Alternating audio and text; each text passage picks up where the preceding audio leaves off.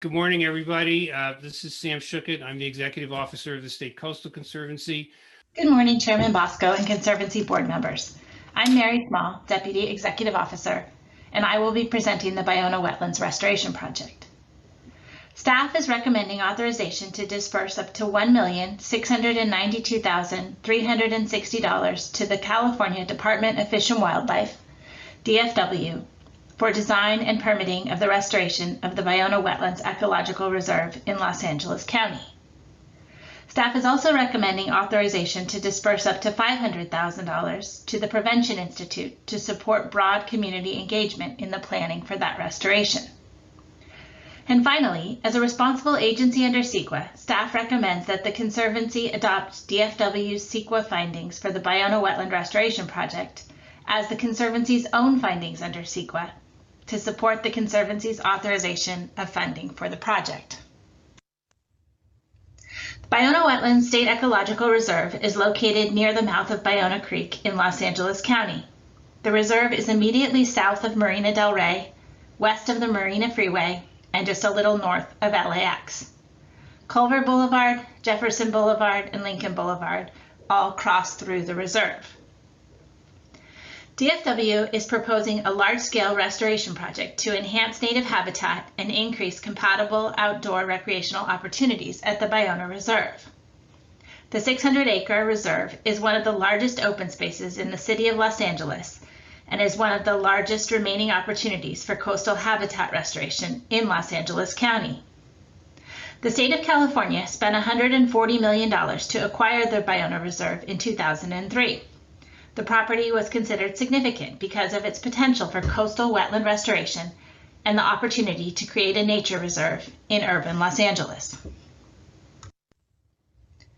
Like most of California's coastal wetlands, development significantly impacted the reserve.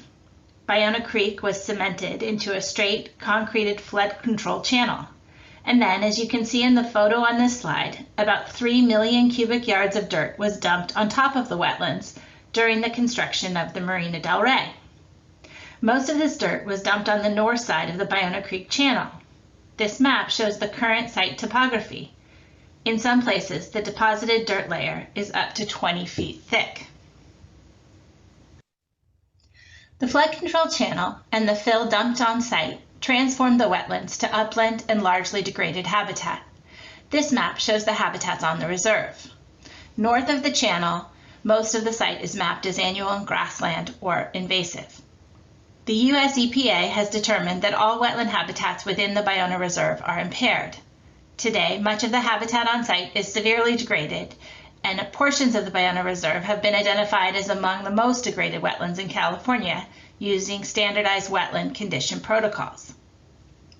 The southwest corner of the reserve contains the most native habitat. Tide gates in the south levee of the channel allow water to flow in and sustain a muted tidal wetland and salt pan. The far western corner of the reserve has a coastal dune system that has been restored by the Friends of Ballona Wetlands over many years. This slide shows the expansion of non-native vegetation between 2007 and 2013. Non-native invasive plants now crowd out native plants and provide less support for native wildlife, including some listed species that continue to occupy the reserve.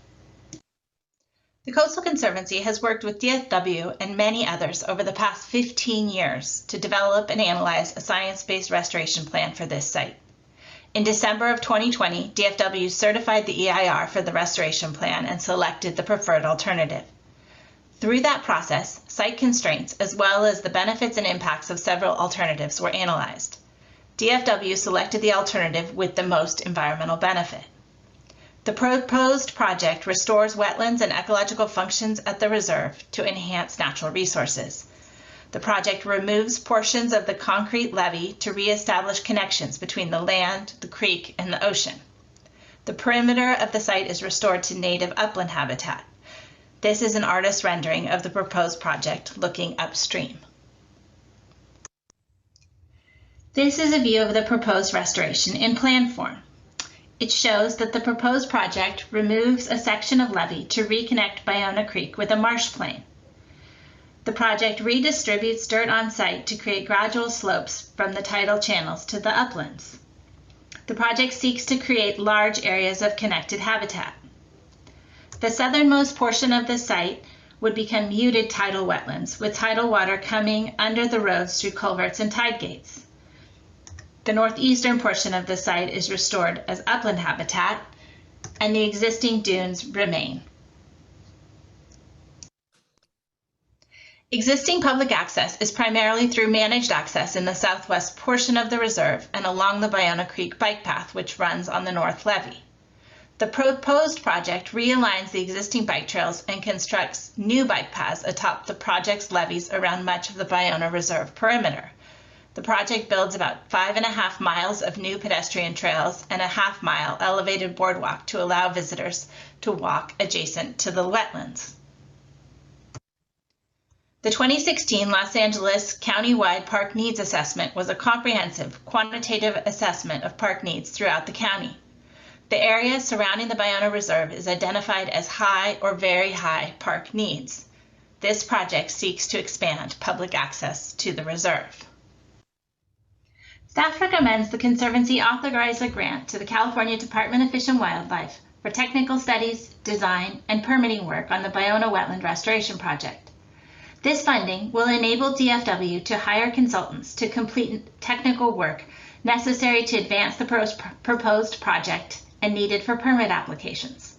DFW will work with the Los Angeles County Flood Control District to secure a permit from the U.S. Army Corps of Engineers to modify the Ballona Creek channel and levee system, which is a federal flood risk management project. The proposed project will also require many permits and approvals from multiple agencies. The list of anticipated permits and approvals is Exhibit 7. Staff also recommends the Conservancy authorize a grant to the Prevention Institute to fund technical assistance, capacity building, and robust community engagement in the next phase of this project. This funding will enable the Prevention Institute to engage community groups, new community partners, residents, and organizations from around Los Angeles that reflect the diversity and demographics of the county. The purpose of this grant will be to gather input to refine the proposed project design and provide input to ensure that equity considerations are included in the public access elements. Recommendations from this input will inform planning for facilities and amenities at the reserve and could inform interpretive materials for the proposed project. Broad community engagement is essential to ensure that the project creates open space that is welcoming and accessible to all. A portion of the Prevention Institute grant may also be used to compensate tribal representatives to work with DFW to ensure that the project respects cultural resources, to involve descendants of Indigenous people in creation of interpretive materials related to their culture. This engagement could also help establish ongoing connections between tribal members and the Ballona Reserve. In the last part of my presentation, I want to address some of the specific issues raised by opponents of the project. It may seem counterintuitive, but bulldozers are often used to improve conditions for wildlife. Large-scale restoration projects regularly involve heavy equipment to move dirt, build, or breach levees. Some people are afraid that construction of the proposed project will hurt the wildlife that lives on the reserve. Fortunately, this is not the case. Many similar projects have been built without impacts to wildlife. This same fear was raised when the state restored Malibu Lagoon. But with biological monitors working alongside the construction crews, there were no impacts to wildlife during the construction of that project, and comprehensive monitoring has shown that the project has achieved all of its goals, improved wildlife habitat, and that some endangered species have reoccupied the lagoon. The Coastal Conservancy regularly works on restoration projects that use bulldozers to move dirt. We have supported many projects to reconnect land to tidal circulation. We have seen that when ecological functions are restored, nature can heal, and these sites can become more valuable habitat for the wildlife that depend on these areas. The state purchased the Ballona Reserve with many easements on it. For many years prior to the acquisition and continuing today, Southern California Gas has operated an underground natural gas storage facility about a mile beneath the surface of the reserve. This is an image of the survey of easements on the Ballona Reserve.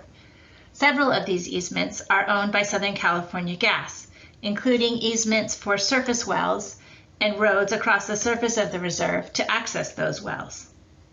The EIR includes analysis for relocating the Southern California Gas surface wells onto their campus, which is immediately south of the reserve, to allow for restoration of habitat in the Southern California Gas easement areas.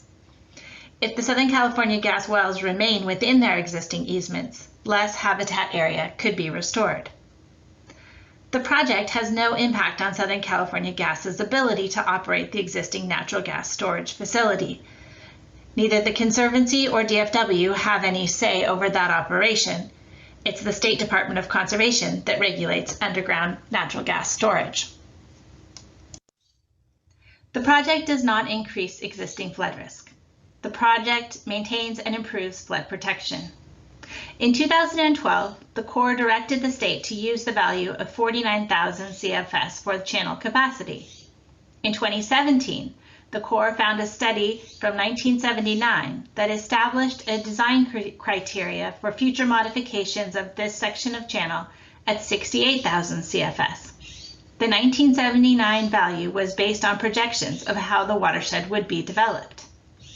The state has agreed with the Corps to complete a new watershed study to determine what the appropriate design values should be. The Conservancy did contact our lobbyist in Washington, D.C. to see if this watershed study could be authorized and paid for by the federal government. Part of the grant to CDFW could be used to pay for this watershed study. The project is not a significant source of greenhouse gas emissions. The EIR analyzed the greenhouse gas emissions of the proposed project. The amortized emissions are below the threshold of significance established by the South Coast Air Quality Management District. Most of the Conservancy's large-scale restoration and construction projects do have greenhouse gas emissions. One additional benefit of restoring coastal wetlands is that they sequester carbon.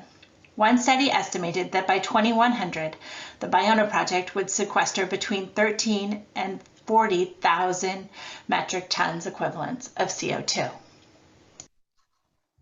Coastal wetlands are vulnerable to sea level rise. Absent any project, the Ballona Reserve will lose existing habitat when sea levels rise. The tide gates that support the existing wetlands and salt pan will have to be permanently closed to prevent flooding of adjacent roadways. The site will no longer drain, and the existing habitat in the southwestern corner of the site would convert to stagnant flooded ponds. This project was designed to accommodate sea level rise and is consistent with the Southern California Wetland Recovery Project's regional strategy for restoration of coastal wetlands in the face of sea level rise. The project is designed to accommodate sea level rise by creating broad areas with gradual slopes that will allow wetlands to migrate across transition areas.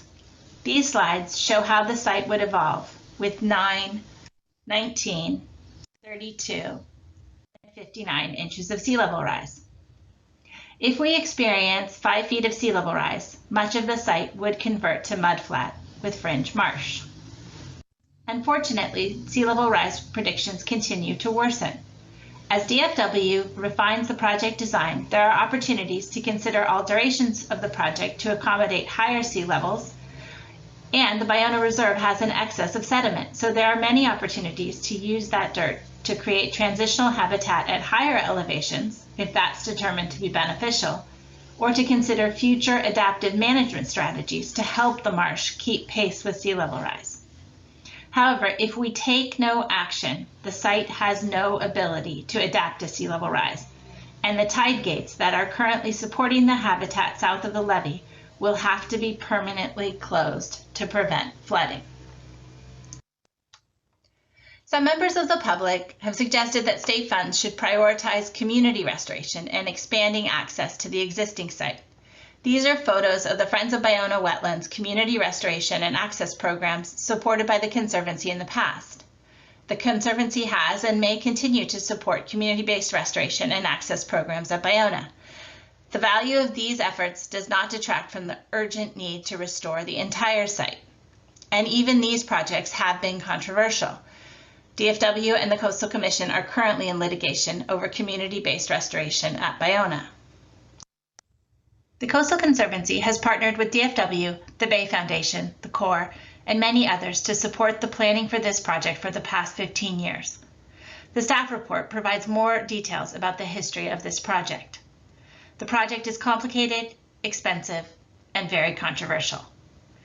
The restoration approach at the Ballona wetlands is consistent with current science, the regional strategy, and is based on restoration approaches that have worked at other sites along the coast. Science tells us that if we want coastal wetlands in the future, we must act quickly to restore these habitats today. I want to acknowledge the leadership of DFW in pushing this project forward and the incredible hard work of many people who have contributed to the science and planning of the project. This remains one of the most important projects in Los Angeles because of the incredible opportunity it presents to enhance coastal wetlands and provide access to nature to millions of Californians. Thank you.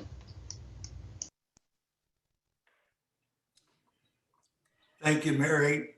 I am joined here, and I'll invite them to turn on their cameras, by Chuck Bonham, the director of the California Department of Fish and Wildlife, and Manal Abo-El-Atta, who is the deputy director of the Prevention Institute. And I'd like to invite them to just say a couple of words to the board about this project, and then all three of us will be available to answer questions after the public comment period. Chuck, do you want to go ahead? Hey, so it's true. My name's Chuck Bonham, and I have the great honor to be the director of the California Department of Fish and Wildlife. Board chair, it's great to see you. Board members, staff, Sam, we're going to miss you immensely. Mary, thank you for the presentation. I'd like to take a couple of minutes and share our department's vision with you about this special property. That requires me to speak a little bit from the heart, but I also want to focus on the facts in my communication with you. Our department requests your approval of the staff recommendation for these funding authorizations. But here's really what I want to start with. I can't speak for you and your individual experience during this global pandemic. I know for me, at moments, it's felt like the world has been pushing in from all sides. But within that challenge, within that global chaos, researchers are repeatedly concluding people feel better after they spend time in nature. Being in nature combats stress, anxiety, it improves our well-being and mental health. What we've seen at our department is Californians reaching for the lifeline of connecting with nature as a strategy for their well-being. We need space and opportunity to make those connections in nature. Those opportunities shouldn't be limited by the size of your bank account or your zip code. And the reality is we have nearly 600 acres of open space that my department owns and manages in the middle of Los Angeles County. Yes, it's been the subject of debate for decades. You're going to hear a lot of passionate engagement in public comment. I think we should pause and thank each of the citizens that have come to the marketplace for the discussion, whether they support me in the department or they oppose me in the department. We're appreciative of that passion. But this ecological reserve was once a functioning natural wetlands. It's not anymore, as Mary explains. We've had a century of human abuse. In fact, more than 95% of this county's wetlands are gone due to human development. That's the largest loss of any region in the nation. The state took ownership of this property at a moment in time where I think I was in high school or college. And now I find myself as director of the department. Our vision relates to this moment in time where a once thriving estuary could be the outdoor space to fill the need for so many Angelenos seeking a place to reflect, learn, recreate. Once restored, we think this reserve will be one of the largest open spaces in the city, second only to Griffith Park. At the end of last year, we finalized our environmental impact report under the California Environmental Quality Act. We picked our preferred alternative. As each of you know, we have a legal obligation to analyze a series of alternatives. We picked the most restorative alternative. We picked that most restorative alternative because our vision is about healing these wetlands that have been so degraded. Our vision is about increasing our climate resiliency. Our vision is about increasing access for all Angelenos. But we need a bunch of help. There's a limit to my knowledge. There's a limit to our department's knowledge. We come to this pretty humble. There's a lot of complexity here. There's a lot of differing perspectives. Just look at page 14 in your staff report about the history of litigation here. But the whole point of the next step, the whole point of the agenda item in front of you is to go to the next level of design, go to the next level of refinement, go to the next level of public input. We will work to honor the tribes who've called this place home long before we got here and began to modify it. Most of the reserve is closed to the public because of its degraded state. Yet through an existing education program we have with Friends of Ballona Wetlands, we bring about 10,000 school kids out annually to a small patch of the restored reserve. Those children are predominantly enrolled in schools that have children from low-income families. Our vision for this space has even more children from diverse backgrounds walking in and learning about nature from this restored wetlands. That's where we need the help from the Prevention Institute. We are not the right entity to ensure full, diverse public engagement about the future of this property, which is why we really support the proposed authorization of funding to the Institute. I need your help. I am willing to listen and learn.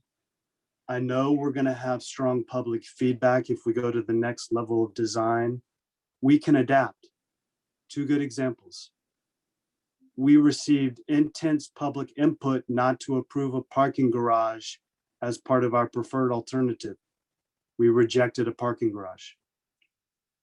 We also received intense public input to not take such a big, bold, one-time approach to the restoration. Our preferred alternative breaks the broader restoration into smaller sequential pieces so that we can pause along the way and adapt our construction and restoration based on what we're learning through monitoring. Those are kind of the aspects I look forward to when we go to the next level of design, refinement, public input. At the end of the day, though, this ecological reserve should be restored because it's not just one person's backyard. It should be restored for all Angelenos. We need to do this as quick as we can for the benefit of today's Angelenos and coming generations. Thank you for your time. I appreciate your consideration today. I look forward to comments and being available for questions afterwards. Thank you very much, Chuck. As someone that's familiar with you even before your term as director, I completely trust your judgment on these matters, and thank you for a very, very eloquent statement. Mary, do you want to introduce your Director next? Alata, do you want to say just a few words about the Prevention Institute? And then I think we have a few public comments to hear. Yes, thank you. Good morning, Chair and board members and fellow members of the public. My name is Manal J. Abalata. I'm Deputy Executive Director of Prevention Institute. Prevention Institute is a national nonprofit organization headquartered in Oakland, California, with our California statewide offices based in South Central Los Angeles. The mission of our organization is to improve community conditions so that all people can live safe and healthy lives and reach their full health potential. And we are very committed to enhancing and achieving equitable access to parks, natural places, and outdoor recreation for all Californians. We have demonstrated that commitment through implementation of effective and innovative community outreach and engagement efforts in the areas related to urban parks, as well as green stormwater infrastructure and along projects along the LA River. We would be honored and delighted to have the opportunity to apply our expertise to engage people and perspectives that are commonly and frequently not heard from on coastal and environmental issues to the Ballona project before you. Thank you.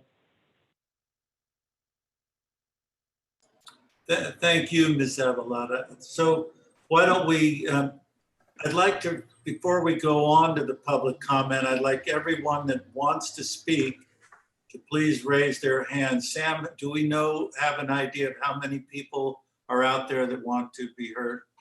We have 48 hands up right now. All right, then I'm going to suggest that we have a limit of 1 minute per person, which should enable us to reach somewhere close to our goal of about an hour's worth of commentary.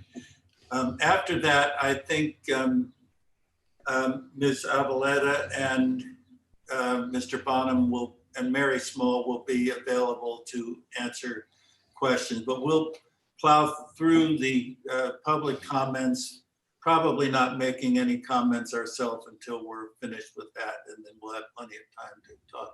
Ms. Nato? Could I just ask Mary to clarify the specific issue that is in front of the board right now? Yes, I'm happy to. Staff is recommending authorization to disperse up to $1,692,360 to the California Department of Fish and Wildlife for design and permitting of the restoration of the Ballona Wetlands Ecological Reserve. And further authorization to disperse up to $500,000 to the Prevention Institute to support broad community engagement in the planning for that restoration.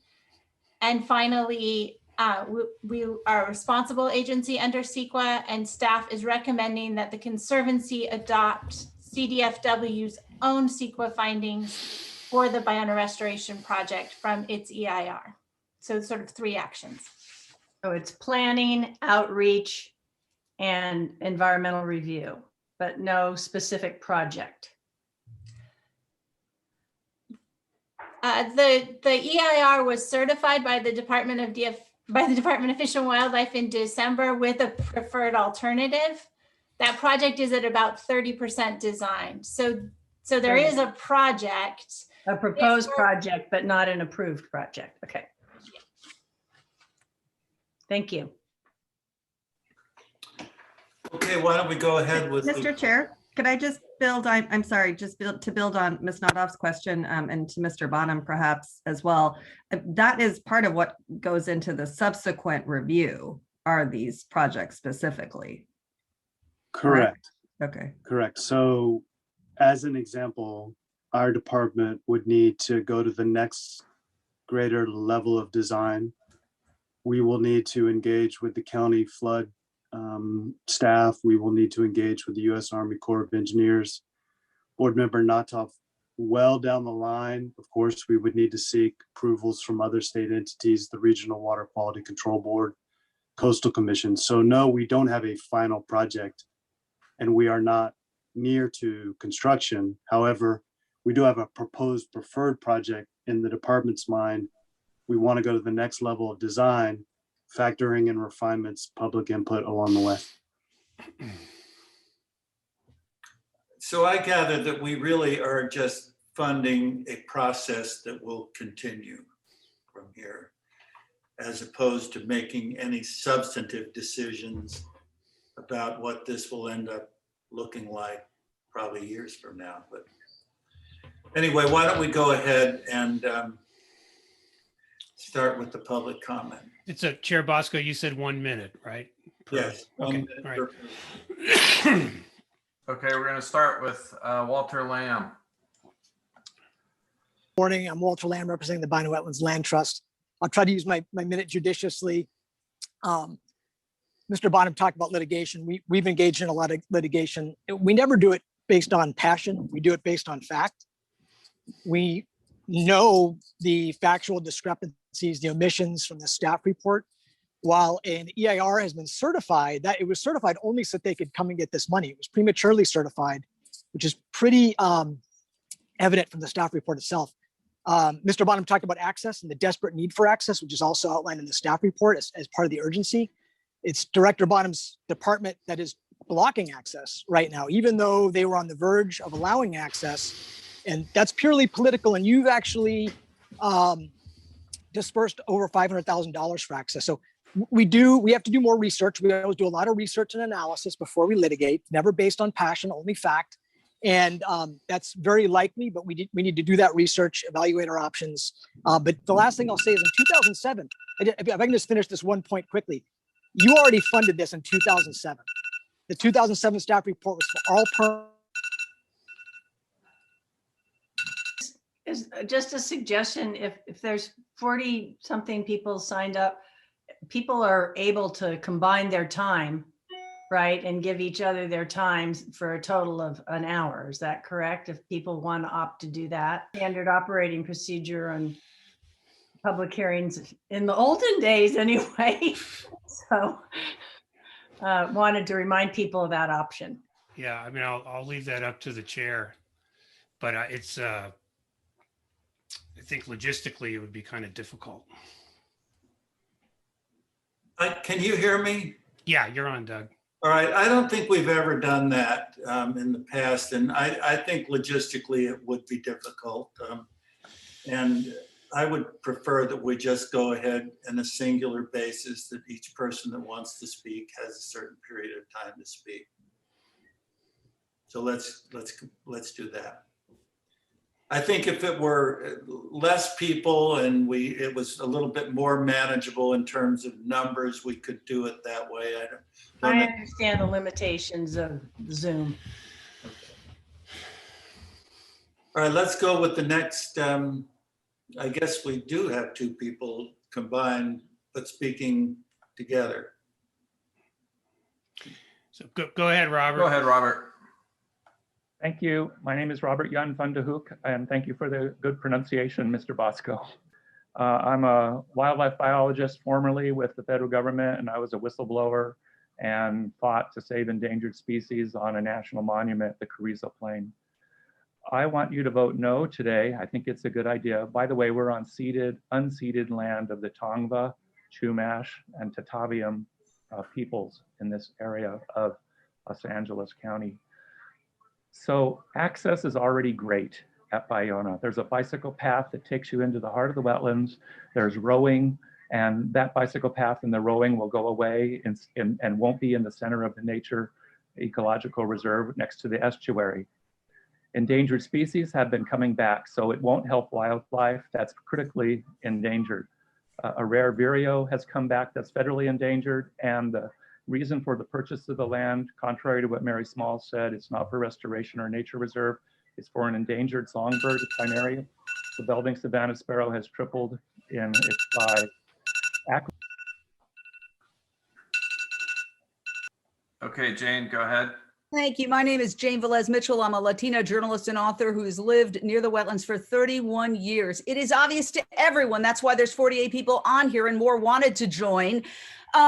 that the true agenda of this entire project is to allow SoCalGas to upgrade its crumbling gas storage facility under the wetlands, as well as to award contracts to friends and allies. Everybody has figured that out.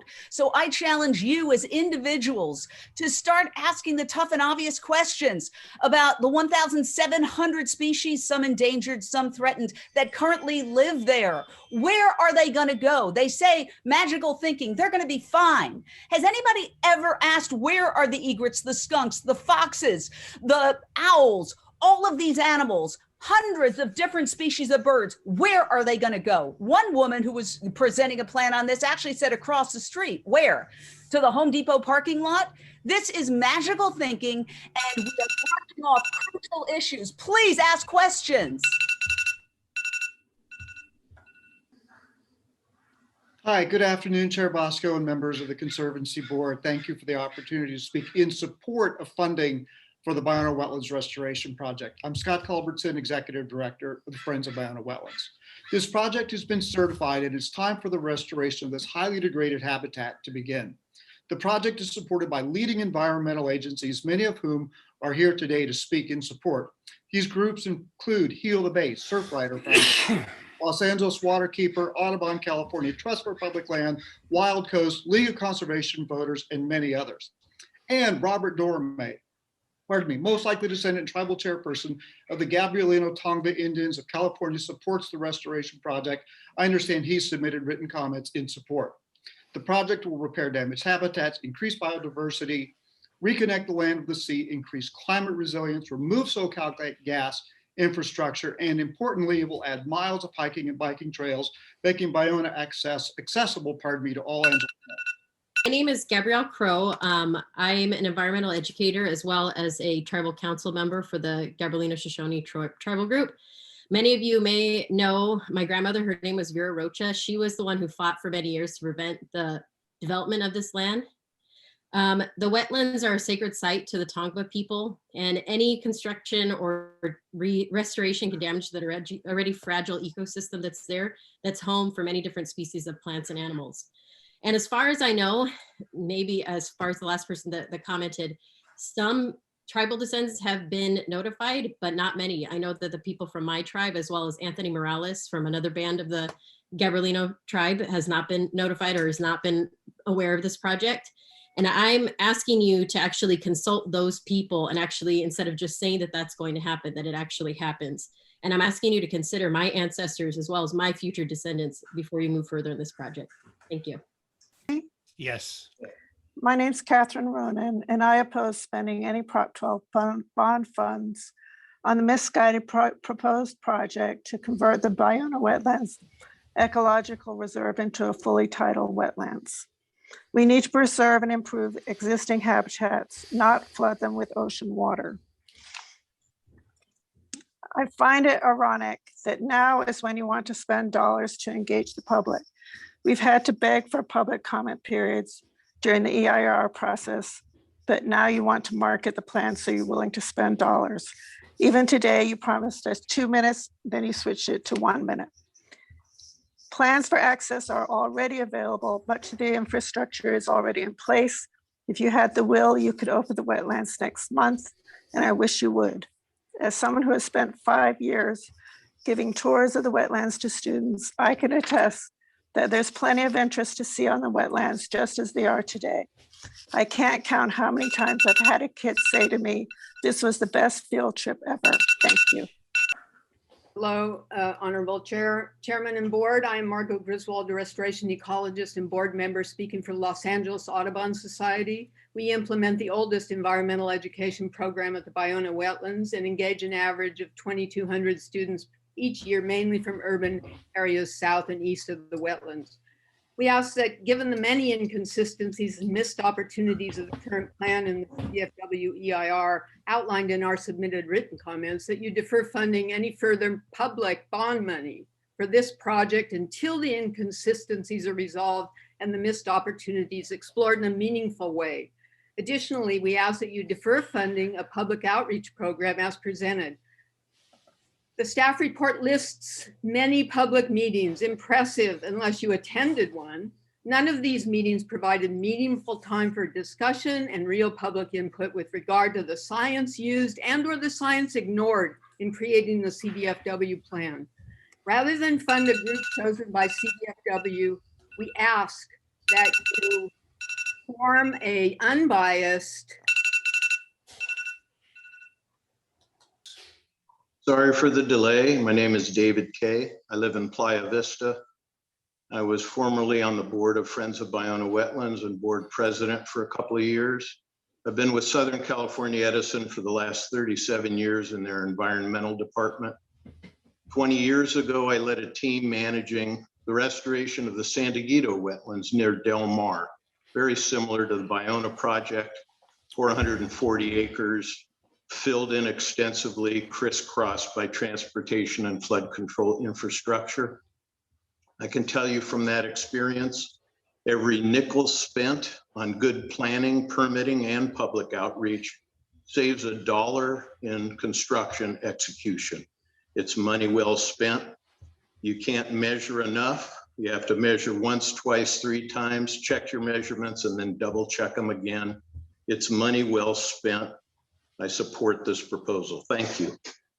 I'm Lisa Levinson with In Defense of Animals, an international animal protection nonprofit with 250,000 supporters. Half of our 25,000 California supporters signed petitions to oppose the counterfeit restoration project that would bulldoze the Ballona Wetlands Ecological Reserve. We urge you to deny approval of the $2 million combined dollars that your staff is asking to be allocated for this destructive project. We oppose this project because it would destroy hundreds of acres of native plant populations, including very rare plants that only thrive in the area, and key habitat for 7 endangered species, and dozens of species on the California list of special species of special concern. For this reason, the proposed project is not consistent with the policies of the Coastal Act. According to the restoration ecologists like Dr. Margot Griswold, who just spoke, the Ballona wetlands was not open to the sea year-round, as stated in the PowerPoint. Hi, I'm Rex Franklin. I'm director of the Ballona Ecosystem Education Project. The project basically, for $200 million, moves the wetlands from Parcel B to Parcel A. The EIR is pockmarked with self-serving excuses to do what wealthy bulldozing firms want, to create a historically inaccurate fish farm at the expense of all the other habitats that exist at Ballona. I want to point you, if I had more than a minute, I'd point you to quotes from several government agencies that are highly questionable, have highly extreme questions about this project. The California Coastal Commission considered this project would have illegal fill. That's a state agency advocating against another state agency. The U.S. Department of the Interior was very concerned with runoff, urban runoff being flooding the Ballona wetlands when you take the levees out. The levees are unnatural, but they serve a natural purpose to preserve, keep urban runoff from getting into the wetlands. I'll cede my rest of my time to Patricia McPherson. Patricia McPherson, Grassroots Coalition. I want to say that this is an extremely substantive decision, and I agree with Dr. Margot Griswold asking you to not vote on this today. As a matter of fact, documents that were submitted to you were not produced on the website today. I went through to see if all of our information was there. It's not. So I would doubt that any of you have had a chance to go through what is even there, which is also problematic. What I've heard today from Mary Small is an EIR that is proving the existence of Santa Claus. I cannot express to you the anger and frustration to hear such false narrative without any substantive arguments being made. The Coastal Conservancy has failed to respond to the public in so many ways. The fill-ish issues that you've seen on there are a total narrative, false narrative that are not substantiated with any data whatsoever. The organizations that are promoting this scheme are people that were not a part of trying to save this land at all and are only getting money. I'm a small business owner and resident near the wetlands, and I used to be the head aquarium manager of the OCC Public Marine Aquarium, where I got to work along government agencies, university programs, and nonprofits dedicated to protecting our coastal ecosystems. No one I worked with would look at this project and think that its intentions are to protect our coastal ecosystems. It is clear when you follow the money that SoCalGas is heavily influencing this project for their own benefit. The Conservancy staff report makes it clear that the EIR that was certified is not an adequate decision-making document because it is incomplete and will have to be revised. We do not need this project to get the necessary public access to the wetlands, and to suggest so is manipulative. It's embarrassing that this project has gotten this far. No more money should be spent on this project. Thank you. Everyone. So thank you for hearing me. I'm just going to read a list of very respected organizations locally and nationally that are involved in California and Southern California, opposed to the Ballona Wetlands Ecological Reserve, the Sierra Club, Climate Reality Project, Food and Water Watch, In Defense of Animals, California Resource Preservation Alliance, locally the Del Rey Residents Association, Los Angeles County Democratic Party, the LAX Democratic Party Club, West LA Democratic Club, Democrats for the Protection of Animals, the Torrance Democrat Club, Culver City, Westchester Playa, and the Progressive Democrats of Santa Monica Mountains, the Ballona Institute, Christians Caring for Creation, Animal PAC, Earth Race Conservation Los Angeles, Ballona Wetlands Trust, the Resource Renewal Institute, Protect Playa Now, Canyonback Alliance, Protect Ballona Wetlands. Thank you. My name is Edith Reed. I manage the freshwater marsh adjacent to the reserve. And I'm stating support for the staff recommendation for the restoration of Ballona. Time doesn't permit me to refute all the nonsense and misinformation that's been stated by previous speakers in opposition to the project. I'll let CDFW and Conservancy do that. But this plan has been decades in the making, and it's time to move on and restore Ballona. And please, let's just get it done this time and approve the staff recommendation. Thank you. Okay. Hi, I'm Lisa Fimiani, Gottlieb Environmental Fellow at LMU's Center for Urban Resilience. As a member of the nonprofits Friends of Ballona Wetlands and Los Angeles Audubon, and former executive director of the Friends for 7 years, I can tell you from my 30 years of experience participating in education programs and restoration projects that it's time for Ballona to be fully restored. Most of the 600 acres continue to degrade and could look more like the 200 acres that Friends and Audubon have successfully restored by hand over the past 40 years. However, we don't have another 40 years, certainly not in my lifetime. So with the help of bulldozers and a well-designed plan to restore and open up the wetlands, we need to do this now. Again, it's time. Please approve this funding. Lastly, the whole point of moving the restoration plans forward is to finally open up the Ballona wetlands to the public on well-regulated trail systems, honoring our ancestors and the sacredness of the land, and increasing and protecting viable habitat so wildlife can thrive. Thank you. Hi, 25 years plus of top-down planning has not resolved the conflict over Ballona wetlands. The staff report contains a list of public meetings.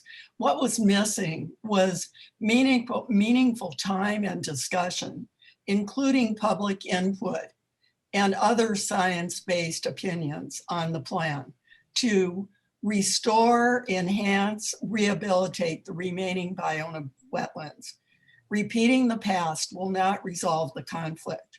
Rather than funding a group chosen by staff to organize public outreach to access the wetlands, we would ask the board, direct your staff to create a stakeholder working group of interested tribal organizations, nonprofits, California Fish and Wildlife, the State Lands Commission, that is managed by an independent, unbiased facilitator to reach consensus on a plan to forward.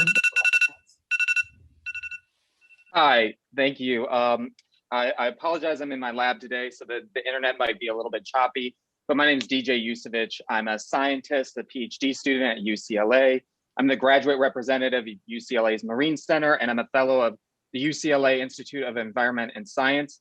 Center for Diversity and Leadership. And I just wanted to say that I support the disbursement of these funds. I think that the project has been science-based, and it has areas that could be improved. And I hope that the passionate people that are on the call today will work within the plan to try to improve it as it goes along and gets further along and continues to be a science-based project. So I really appreciate you guys allowing the public comment and thank you for allowing me to speak. I'm fully in support of the disbursement of these funds. And I think that the community engagement and tribal engagement is incredibly important. So thank you. Today, I'm here to speak on opposition, strong opposition. And I see that most of you aren't even paying attention to us anyway, but I'll speak anyway. This is ludicrous to say that science is behind this, because there's no science that can say it's okay to kill 700 species. That's not science. That's just killing. So you're supporting that because you don't have a plan for where the species are going. Where are you going to put all of these species that you're going to bulldoze? And you're saying that this is not going to hurt anybody. This is going to hurt everybody. Most people don't even know about this, and they live right next to the Ballona wetlands. I was lucky enough to find out about it. defendballonawetlands.org is the only website that will give you the truth. We all know what's going on. I'm embarrassed. I'm really embarrassed that we have to speak with a group of adults today to try to ask you to stop destroying this planet. Todd. My name is Todd Cardiff. I represent Grassroots Coalition and Ballona Ecosystem Education Project. I'm very concerned that right at the beginning of this presentation, apparently the board has been misrepresented on what you're approving today. You are in fact approving a very specific project in an EIR that disregards a freshwater alternative and fails to even analyze it. I submitted earlier this week a study from Jacobs et al. That indicates that or demonstrates that the Ballona wetlands is historically a freshwater marsh and has been a freshwater marsh for 2,000 to 4,000 years. I want to echo some of my clients' concerns that the money is better spent, instead of approving this project today, to fund an independent facilitator to actually get a consensus, a scientific consensus on how to restore the Ballona wetlands. Good morning. I am Carolyn Everhart, Manager of Environmental Education for Friends of Ballona Wetlands. In the years I've worked for the Friends and in the years prior with the Mountains Recreation and Conservation Authority, I've had the privilege of sharing Ballona wetlands with students of all ages, from all walks of life, and from all over Greater Los Angeles. I have seen how excited students are when they see wetland birds, are able to touch and taste native plants, and start to understand their connection to the environment. The biodiversity and educational experiences you can share with students are so much greater in a healthy habitat over degraded habitat, and for that reason, I support the Ballona Wetlands Restoration Project. It will not only improve the habitat for students to discover, but will also expand students' educational access. I look forward to the day when Ballona Wetlands is a restored wetland and the exponentially better impact it will have on the students that explore it. Thank you for your time. Oppose the CDFW project to uproot the Ballona wetlands. This is a complete destruction, and people have said that it will definitely destroy all the wildlife and all the 1,700s of species of animals and plants. And if you have not read the 20-point plan to actually do an ecologically safe and gentle restoration, I urge you to please read that. I don't think that organizations that can make decisions on this can get all the information on a decision if you have not read this plan. And it is on the website of defendballonawetlands.org. So, I heard the department chair of CDFW, and the public cannot take what he says seriously. He is the same person who advocated for building luxury homes in a San Diego ecological reserve. And luckily, the agencies, shut that down because they were afraid this is setting really dangerous precedents for what we're doing to our ecological reserves.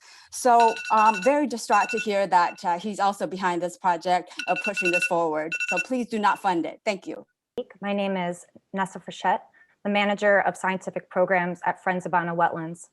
I'm a wildlife biologist and I have a master's degree from Oregon State University in natural resources. This restoration has been decades in the making since our founding and original lawsuit back in the 80s.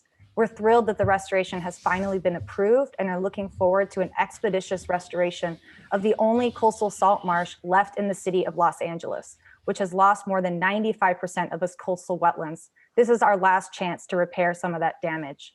The allocation of the funds is the next step to moving forward with this project.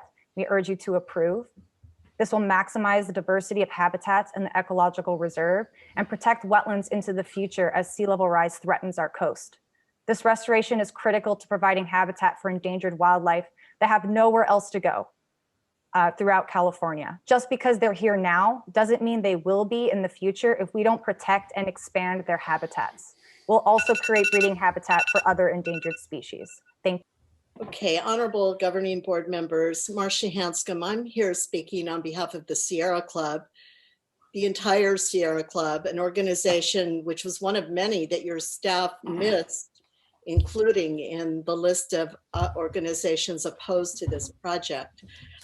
They also missed Food and Water Watch and many other large organizations. It looks like this staff report, which is filled with alternative facts, is made to try and marginalize the opposition. And we are not to be marginalized. The opposition is big. We have a huge, huge opposition in this community. The communities surrounding the Ballona wetlands do not want this project. They know what it is. We've had community engagement and they don't want it. And I would like you to please read the Sierra Club's letter. I want to underscore what Todd Cardiff, the lawyer, said. You are being asked to approve findings for this project. That means science, and this is not based on science. I'm Kathy Knight, and I've been volunteering for 28 years now to save this land. And I helped expose the gas seeps out at Playa Vista that led to that land being sold to the state of California. So I'm with the Ballona Ecosystem Education Project, and we would like you to please not approve this money today. There's a lot that needs to be done. This restoration, so-called restoration, is really a recreation. It's a freshwater wetland. It's not a saltwater wetland. It shouldn't be changed into a saltwater bay. And there's 3 drinking water aquifers under the land. We have a huge drought going on right now, a huge drought. We should not be exposing these aquifers to saltwater intrusion. That would be really terrible. So we need to have something where we can sit down with people who have different scientific backgrounds and sit down and tell a facilitator to work this out before you keep spending money. Good morning, esteemed commissioners. My name is Suzanne Cumming. I'm speaking as an individual, as a member of Sierra Club and Defend Ballona. There are a few other organizations on the list that Mary Trotwine read. And let's see, Indivisible 43, Alliance for Survival, Grassroots Coalition, Ballona Ecosystem Education Project, Ballona Wetlands Land Trust. There are a few more added to that list. You are being asked to adopt findings from the EIR, but the findings are incorrect. And even Fish and Wildlife admits that the wrong flood risk standards were used to develop the EIR. That's just one example. So please be careful when you vote, if you vote to adopt that you are knowingly adopting faulty science. Thank you. My name is Harrison Detroit, and I am a biology major at Loyola Marymount University. And I have been interning with Friends of Ballona Wetlands and have been doing research on the flora and fauna within the grounds for a little bit over a year now. And this experience, I have really learned how important these wetlands are for sequestering carbon from the air, providing sea level protection, and just obviously how important restoring these wetlands are and providing a home to the many plants and animals that have been kicked out due to the drying of the wetlands and the flourishing of the many invasive species that are present today. And so I am in support of these funds and dispersal of the funds to ensure the restoration of this project occurs to the best of its ability. Thank you. Yes, good morning. Thank you so much for allowing me to speak. I am saying no to any additional funds, and I am vehemently opposed to any so-called restoration of the last remaining coastal wetlands in Los Angeles. This quote-unquote restoration is nothing but an attempt by SoCalGas to update their aging infrastructure and expand their fossil fuel operations, at the same time putting the public at risk for another Aliso Canyon to occur. Over 1,700 species of wildlife who live there peacefully and rightfully call the wetlands home will be killed during the bulldozing, or if they survive, will be displaced, their homes destroyed, and will ultimately die. And in many cases, species will become extinct. So please don't destroy our precious wetlands and the balance of nature because of greed and false information. Please leave our wetlands alone.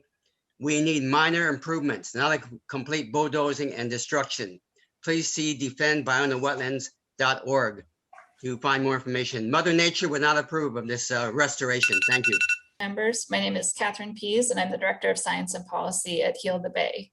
Heal the Bay is in strong support of this agenda item, and we urge you to approve it. The restoration project at the Ballona wetlands is greatly needed, and it is incredibly long overdue. The wetlands are currently highly degraded, and their condition is only worsening. We need this project to move forward as quickly as possible so that wildlife and people can thrive. We need trails where people can walk and bike to stay healthy, interpretive signage that people can learn from, and healthy, functioning ecosystems where people can experience nature and find calm amidst busy Los Angeles. To achieve the benefits of restoration for wildlife and people across LA County and even California, we must implement the restoration plan that CDFW selected and certified. These funds will support those important next steps, as well as the robust community engagement process led by the Prevention Institute. On behalf of Heal the Bay, I urge you to improve this important disbursement of funds, and we appreciate the Coastal Conservancy's commitment. Thank you.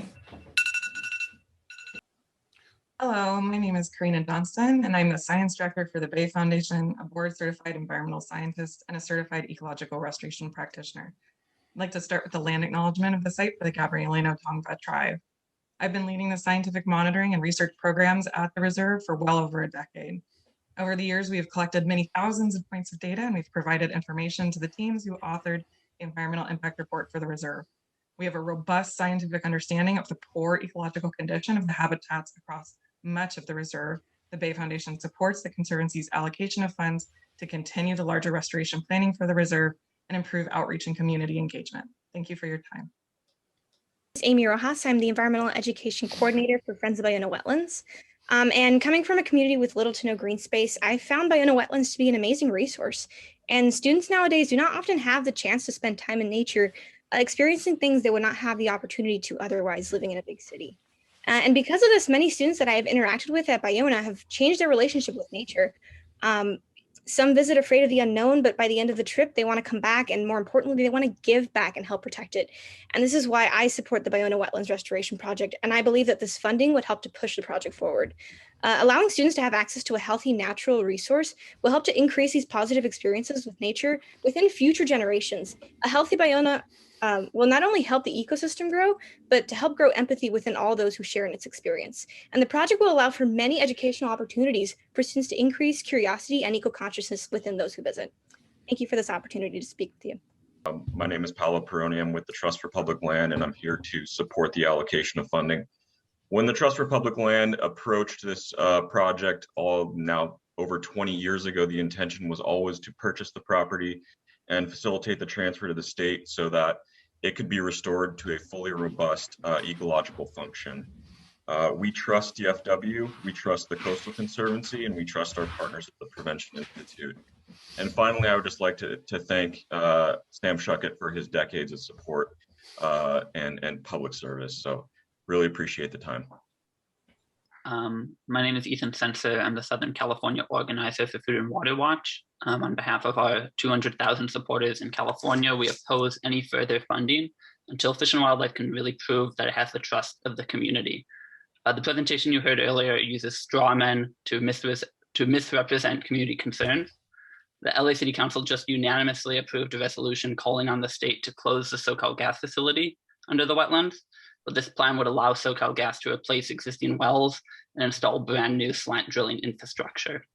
If we care about engagement, hire an independent facilitator to partner with the community groups that have raised concerns with the project, not only partner with the groups that help design the plan.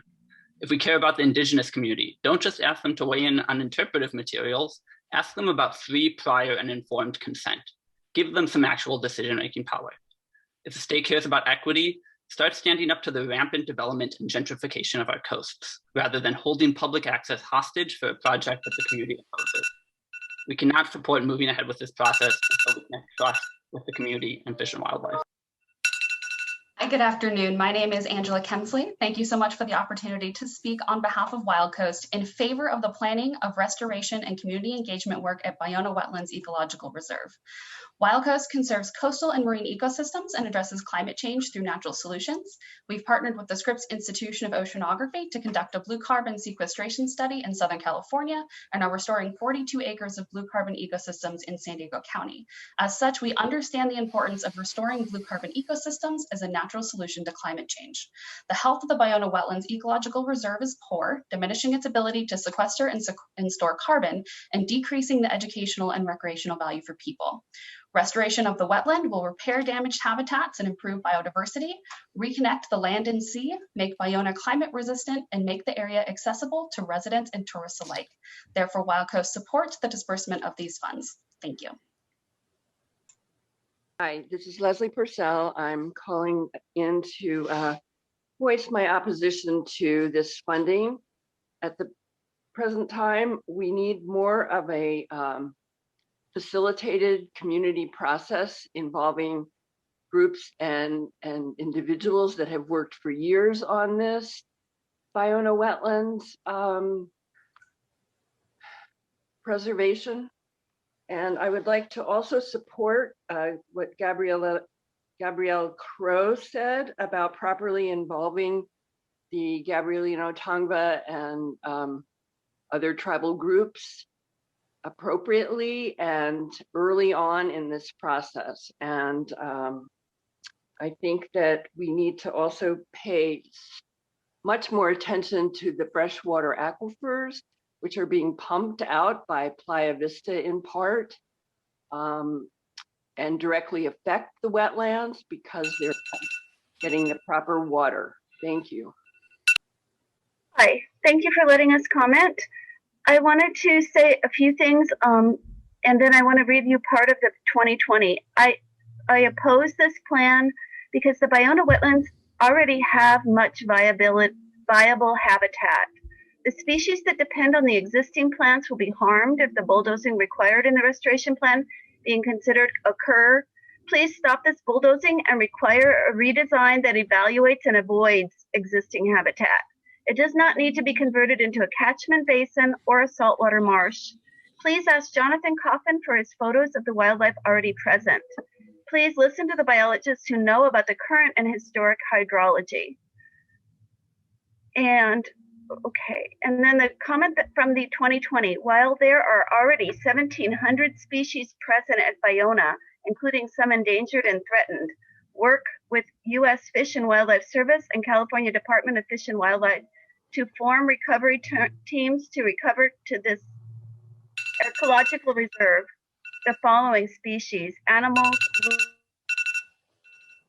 Cindy Hardin. I am the Director of Outdoor Education for the Los Angeles Audubon Society, and I have been working to provide educational field trips at Ballona since 1999. In fact, one of the photos that Mary Small had in her presentation shows our group, which we serve 2,100 students a year, 90% of them from underserved Title I schools. I've been attending meetings regarding Ballona since 2006, and clearly, based on comments today, there is no consensus. I implore the board, rather than to fund a group chosen by staff to organize public outreach on the question of access, we would ask that you direct the staff to create a stakeholder working group facilitated by a paid, impartial mediator to gather information and about this project before moving forward. Mary Small in her report admits that it is not fully designed. It's only about 30% to go. Please reconsider your approach. Opposed to the Ballona wetland bulldozing, this is a project about greed. The people that are behind it, if you look at their history, it will show that they are about construction of money making and greed. It's really not about this restoring Ballona wetlands. Please check the defendballonawetlands.org and check the 20 points of gentle restoration. That's a plan that should be included actively in all this. There's 1,700 species and their families that will be killed. There is no question. Once the bulldozing starts, animals cannot. That's their home. If somebody comes and bulldozes my home, I have no choice but to become homeless. And these animals do not go nowhere to go because we do not have any more wetlands. We're at a time that we cannot afford destroying more of the environment. All these rare and essential plants and animals don't know. Good afternoon. My name is Kim Guerin. My education background is in environmental biology, and I'm against this project. I drive by the Ballona wetlands every day. I believe it is absolutely beautiful as it is. In the slide presentation, I believe I heard several times that this project would have no impact on wildlife. But bulldozing the wetlands absolutely will affect and impact all wildlife that inhabit the area. I do not believe your intentions are to care for the wetlands, wildlife, or otherwise. Also, we have a beautiful beach down the road from the wetlands in Playa del Rey for Angelinos to spend time outdoors in nature on the beach or biking on the strand. You don't need to displace and kill wildlife and cause destruction to the wetlands to experience nature. Please keep the Ballona wetlands the beautiful green space that it is. Thank you. Thank you for allowing public comment. My name is Sadie and I'm a student at Loyola Marymount University studying biology. This past year, I've interned with Friends of Ballona Wetlands and worked on environmental education and community outreach programs. I've learned a lot that has encouraged me to passionately voice my support for the restoration of this nook of coastal Los Angeles, the Ballona Wetlands Ecological Reserve. It is clear that complete restoration of this reserve is needed, and here are just a couple of reasons why. It will repair habitats that have been damaged, restore biodiversity that has been lost, and it will make Ballona accessible to all Angelinos. Currently, the health of the wetlands is poor due to debris, a disconnect from the Ballona Creek in the ocean, and a weed epidemic. But the good news is that with the disbursement of these funds, these problems are solvable, and there are legitimate plans proposed to do just that. While Ballona has been saved from development, it needs to be restored for these goals to be attained. At a time when 95% of coastal wetlands in Los Angeles County have been lost, restoration at Ballona will create exceptional wildlife viewing, recreational educational opportunities for communities and more. Good afternoon, and thank you so much for the opportunity to present. My name is Eric Strauss. I'm President's Professor of Biology at Loyola Marymount University and founding Executive Director of the Center for Urban Resilience. I also serve as Director of the Ballona Discovery Park. One of the things we see from this is the complex nature of social and physical ecology that we bring together in complex urban environments. You're tackling probably the most complicated challenge in front of you, which is to create a green oasis in an urban ecosystem.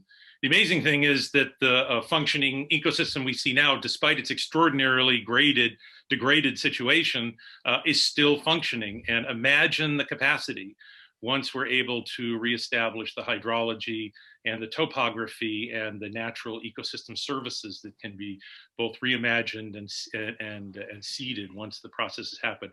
I speak in strong favor of the funding and also add this is an environmental justice issue right now. Because Pavogna Wetlands Protectors opposes this motion and supports the 20-point plan. We also support Gabrielle Crow's request for additional tribal consultation before funding.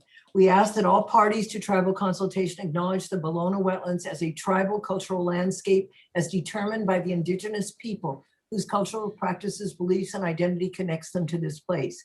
TCL status is defined by indigenous communities, unlike tribal cultural property status, which is determined by non-tribal entities and laws. Bulldozers will impact insects and billions of organisms living within the soil, as well as wildlife dependent on that which will be erased. Science does not tell us that converting Ballona's wetlands historic coastal brackish ecosystem, and upland to salt marshes is restoration. At best, it is habitat creation. At worst, it expands our heavy human footprint, allowing continued fossil fuel storage and toxic releases, and adding visitor centers, parking lots, bike and walking trails in the name of increased public access. It perpetuates the restoration industrial complex.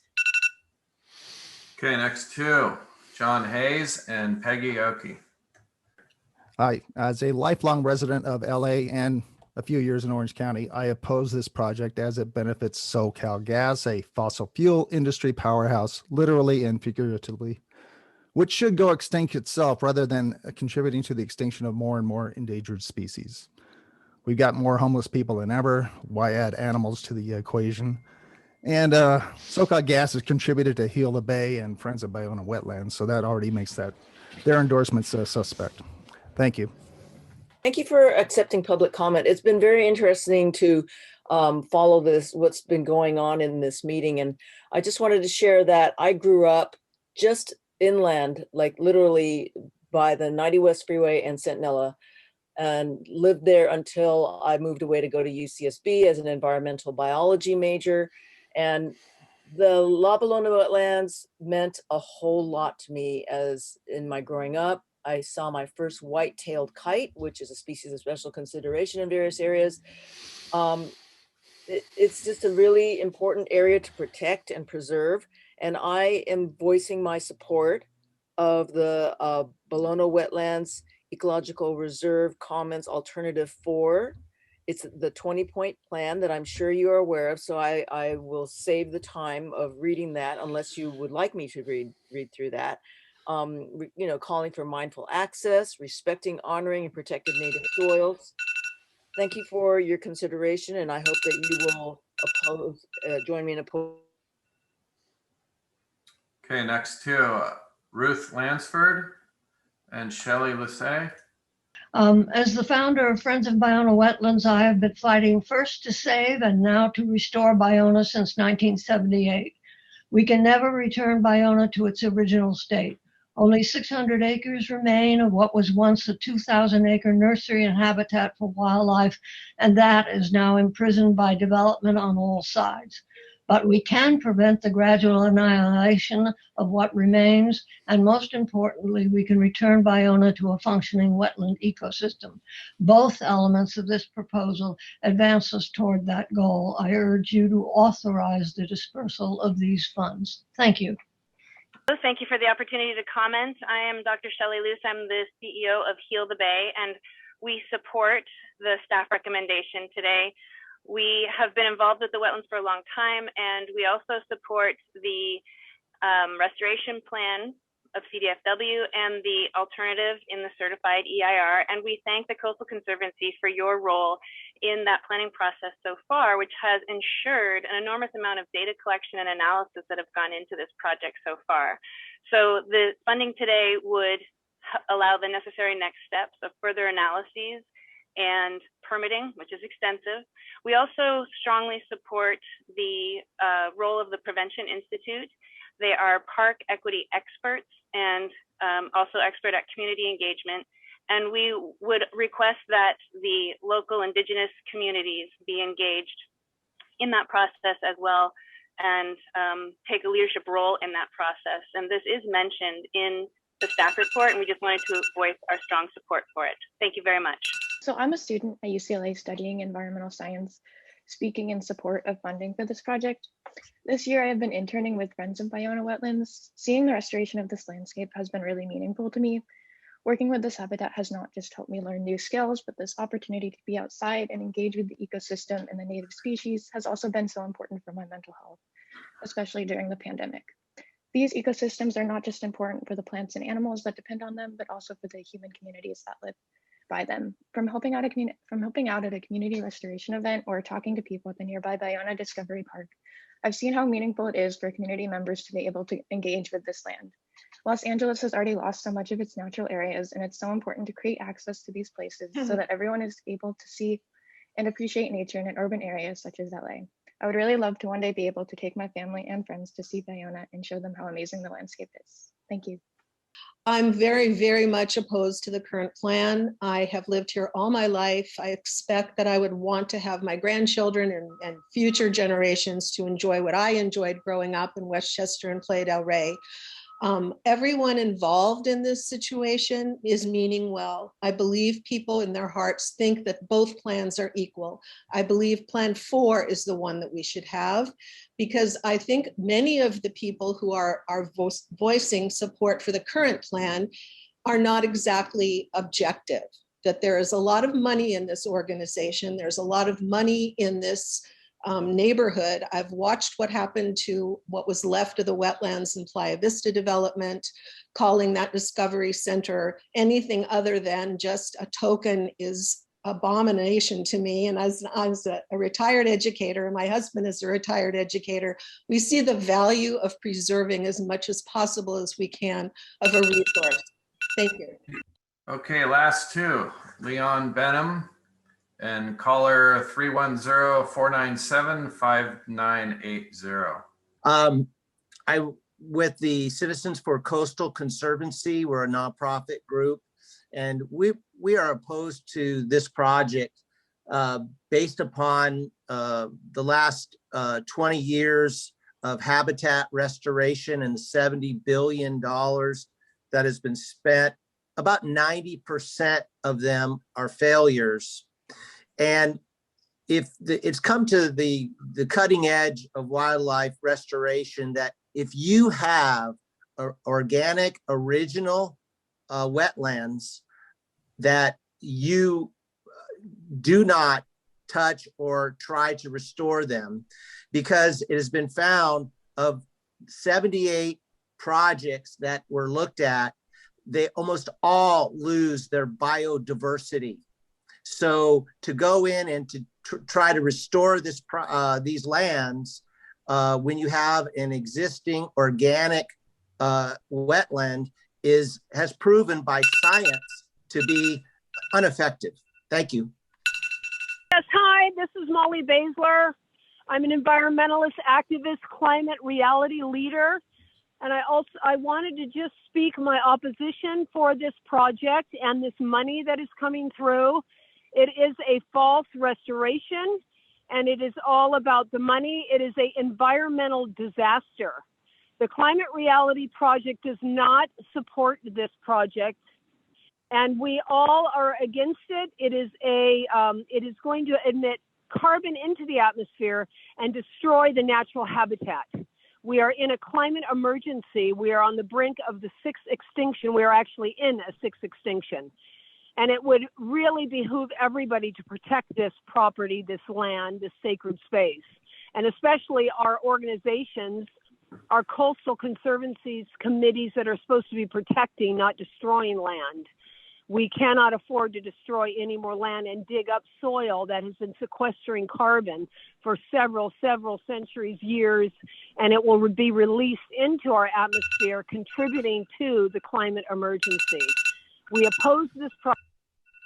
On behalf of the board, I want to thank each and every person that spoke to us this morning. When you look at our national discussion and how much name calling and lying and bullying goes on there, we just witnessed an extremely dignified, high level presentation on the part of people who feel very deeply about this on both sides, sometimes all sides. And I think we are very fortunate that each and every one of you participated. I'm sorry that we were limiting people to a minute. It's very hard to really get your thoughts together, I guess, that quickly, but I'm sure the board echoes my thinking that we're very fortunate that you did that. The public comment period is over now, and I know the board probably will want to discuss this. I guess we have a choice whether to go ahead and do that and complete this item, or to take like a half-hour break or something for lunch. Any thoughts about that? Mr. Chair, I think I would like to proceed at least for a little while. That would be my own personal preference, perhaps at least a half an hour before we would take a break. Have to step away for about 10 minutes pretty soon here, but I'll be back. So whatever, I do have to step away for about 10 minutes. Maybe we could accommodate Ms. Notoff and go for another 10 or 15 and then take a break. All right. Okay, well, we have Director Bonham here, and why don't we start by anyone wanting to address questions to either the director or Mary or Manal. No, I'm sorry. I forgot your first problem. name. I was able to pronounce your last name, but I forgot your first. Great. Okay. Why don't we do that? Let's spend a few minutes addressing questions to those folks.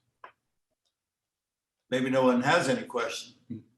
I do, Mr. Chairman. Go ahead, Joe. Thank you.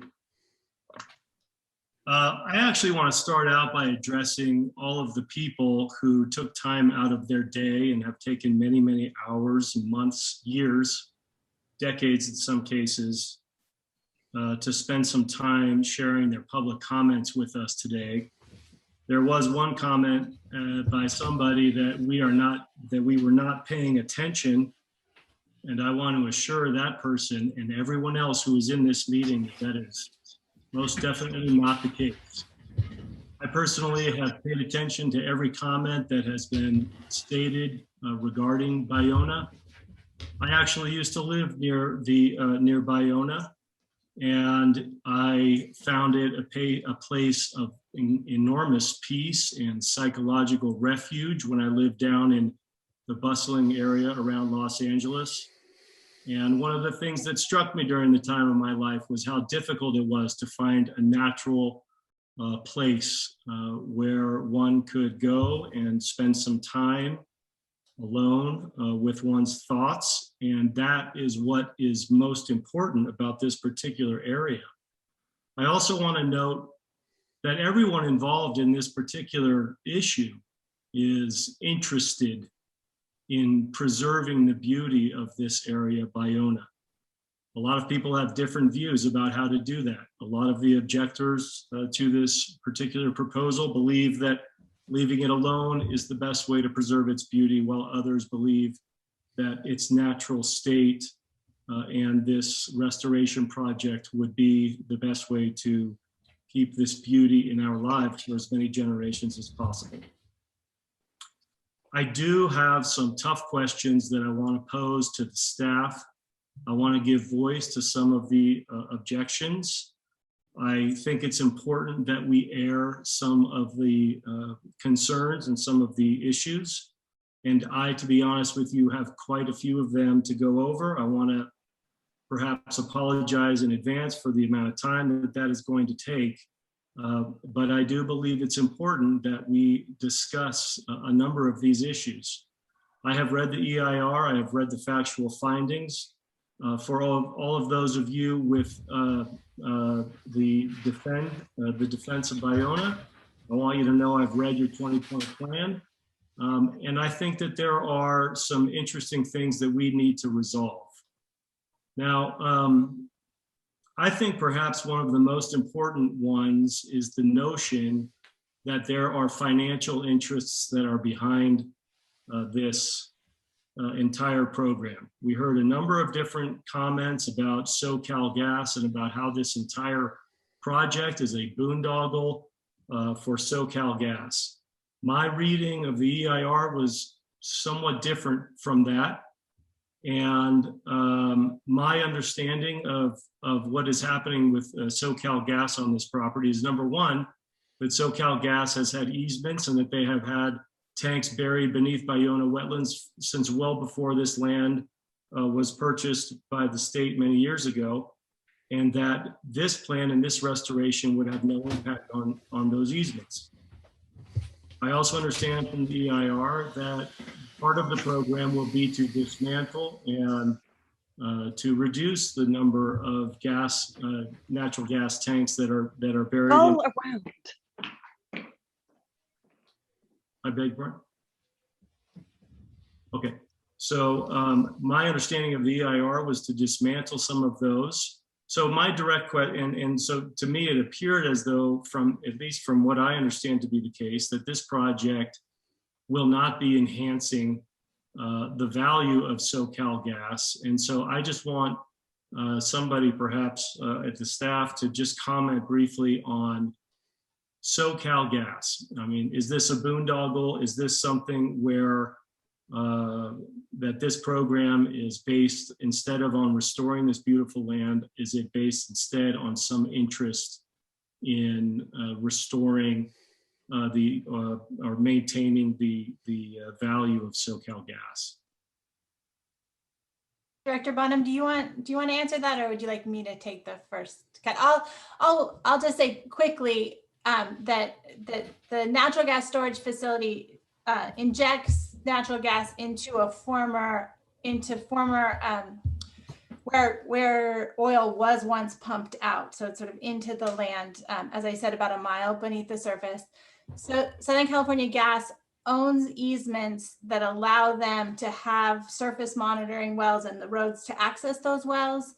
And if they don't give up those easements, then the department would not be able to regrade and restore those areas that those surface easements are on top of. And so the EIR looked at the relocation of some of those facilities onto the Southern California Gas campus and slant drilling so they could still have their same operational function without having a footprint on the ecological reserve. It wasn't done to benefit SoCalGas, but rather to free up that land for ecological restoration. All right. Board member, if I might, as owner of the property, yes. You ask a very direct question. Here's my direct answer. Absolutely not. So our department wants this infrastructure out of the reserve. Having the infrastructure out of the reserve is a benefit to wildlife. Otherwise, we have habitat fragmentation. Unless a public agency with eminent domain authority condemns the gas company's mineral rights, SoCalGas can continue to exercise its property rights for storage underneath the property. That's not my department's jurisdiction. My department has no intention of creating a boondoggle for SoCalGas. We prefer their gas infrastructure being out of the reserve, which was there when we got ownership. I'll go further and say, our department does not intend to use any public funds about the removal of their private infrastructure or the permitting of their removal of the private infrastructure. What we did was include the potential for well removal as an analytical element in the EIR, so that the platform would exist within CEQA if removal were to occur. All right, so if I could summarize that, the plan that's in front of us is not, or the plan that's in front of you, I should say, CDFW, is not to benefit SoCalGas, it's to remove their tanks or to remove their entity from the area that will be ultimately restored. Is that accurate? Yes, and if we were to not remove those wells, then we need to redesign to account for what would be islands of gas infrastructure within the restored habitats and reconnected floodplain. Right, so the gas is there currently. Correct. And it has been for many years. And so this is a plan for us to remove SoCalGas infrastructure from the land that would be restored. Correct. All right. So that was my understanding as well from the EIR. So I know that there were a number of comments about that, but to me, it does not seem that there is evidence that there is any kind of some kind of influence by SoCalGas in having begun this project. Was this project initiated by SoCalGas, or was it initiated by some state entity that was interested in restoring the area? Board member, again, as owner of the property and lead agency under the California Environmental Quality Act. I can't speak to what happened before my tenure as director. This August, I will have been director 10 years. As director of this department, this project has nothing to do with SoCalGas. We want to restore the property, create climate resiliency, provide access to more Angelenos. All right, excellent. I really appreciate your response, Mr. Bonham. That's very, very helpful. I think not just for me, but for a lot of folks who are interested in this. I don't want to monopolize. Can I get a clarification, Joe? Yeah. In testimony, we heard that the LA City Council has passed a resolution regarding this.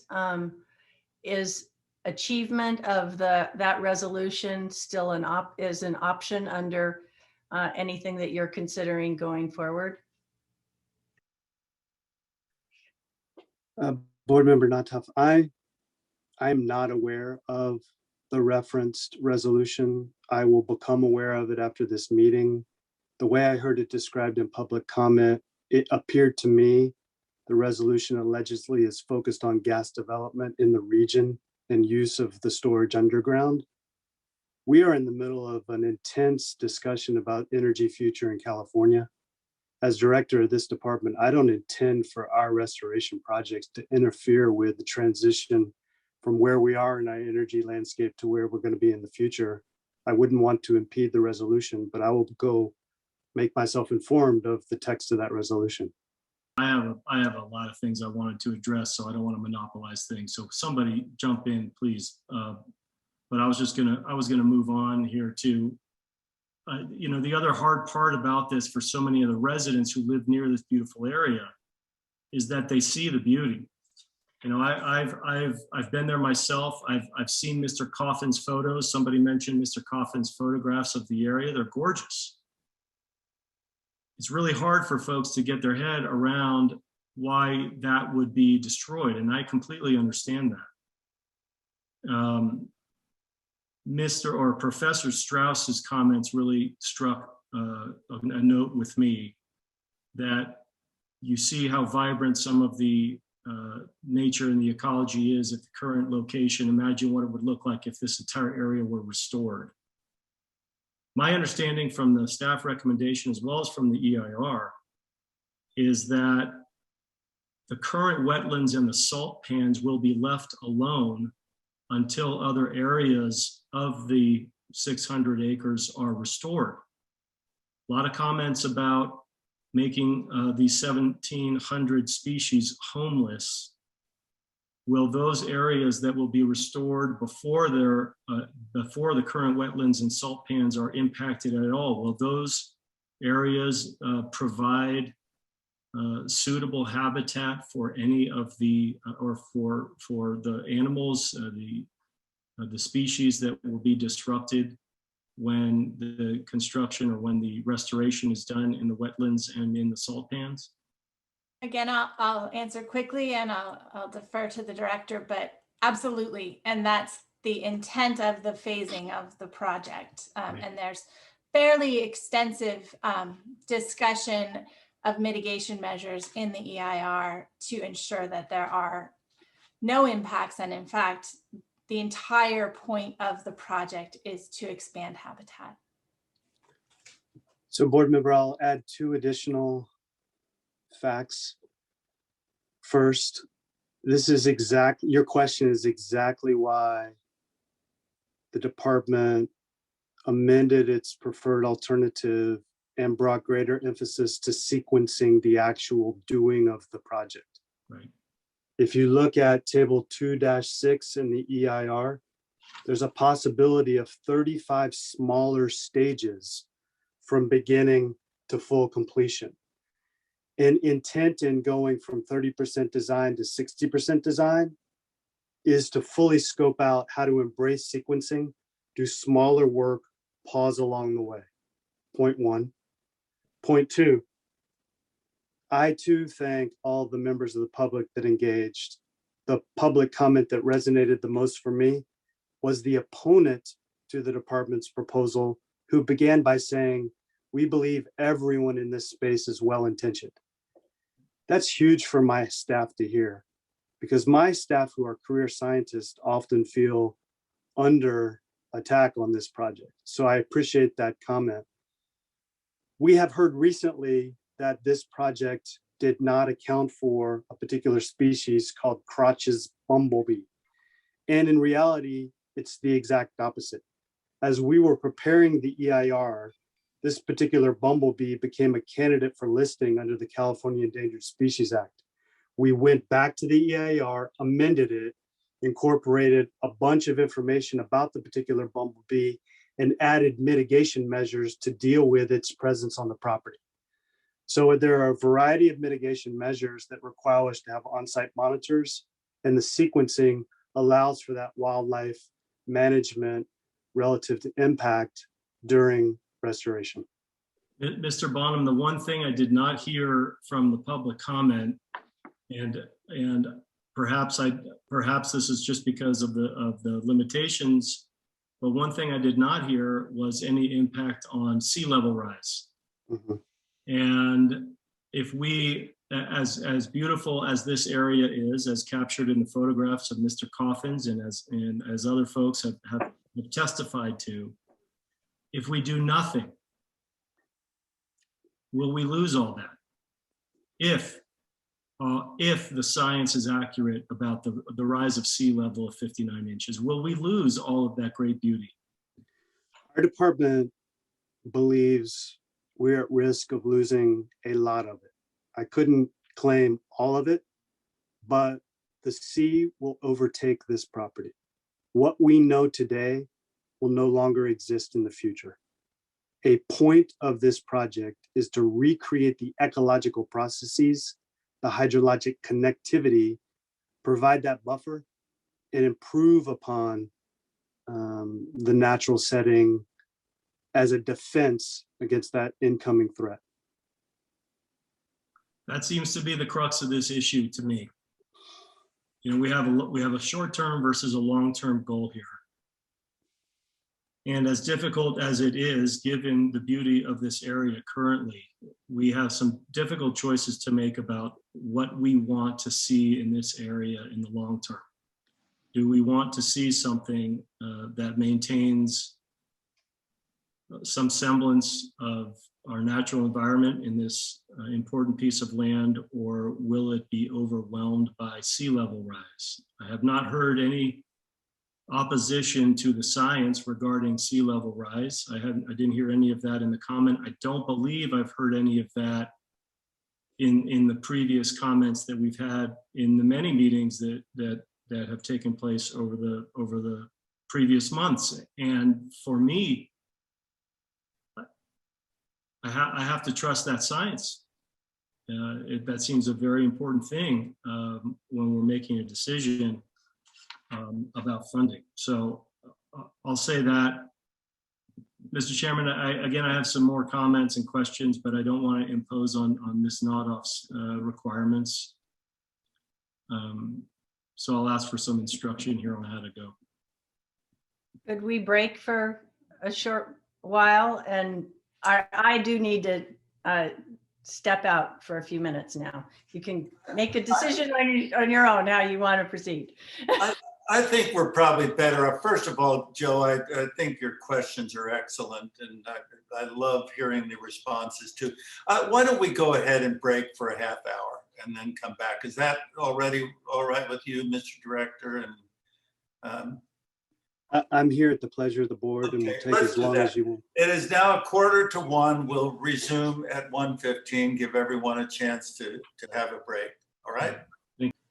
All right, it's 1:15. Why don't we go ahead and resume the meeting? Is Director Bonham with us? And Mary Small?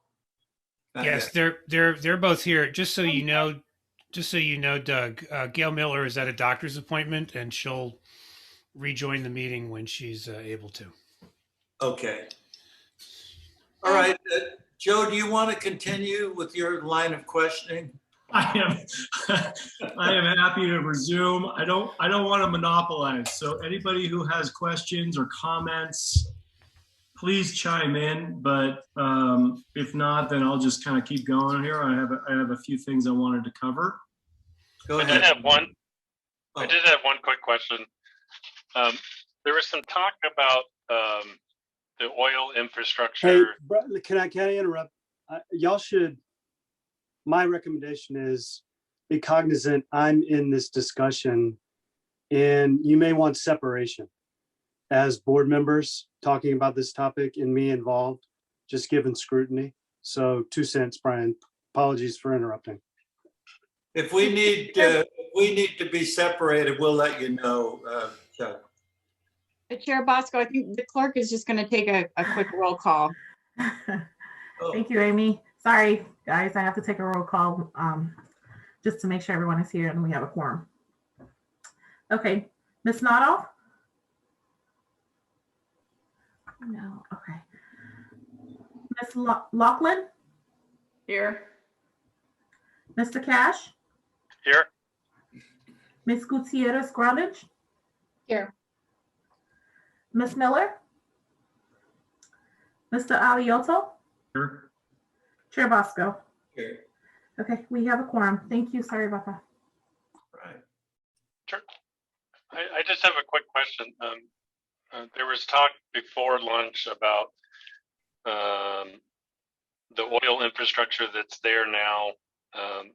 What's going to happen to the oil infrastructure that's under the site when they move the facilities elsewhere? Is that going to be removed, or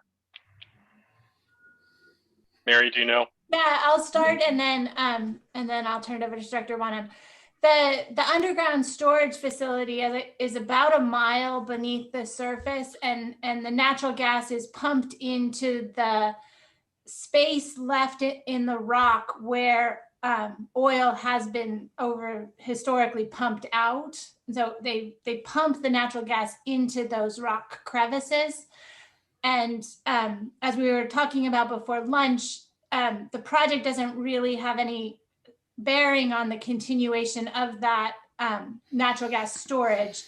It just would relocate that surface infrastructure onto their property. And I think that that they would envision some slant drilling in to access their infrastructure. But it doesn't affect their, as Dr. Bonham said, it doesn't affect their mineral rights, or it doesn't change it one way or the other.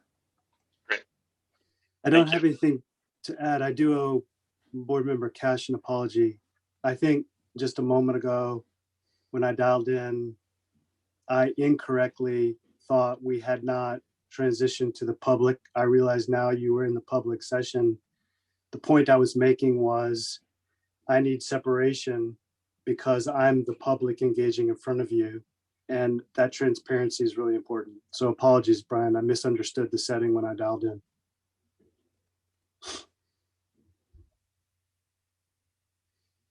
I just wanted to, before turning it back over, Joe, I just wanted to echo your comments and appreciate both sides of the argument here.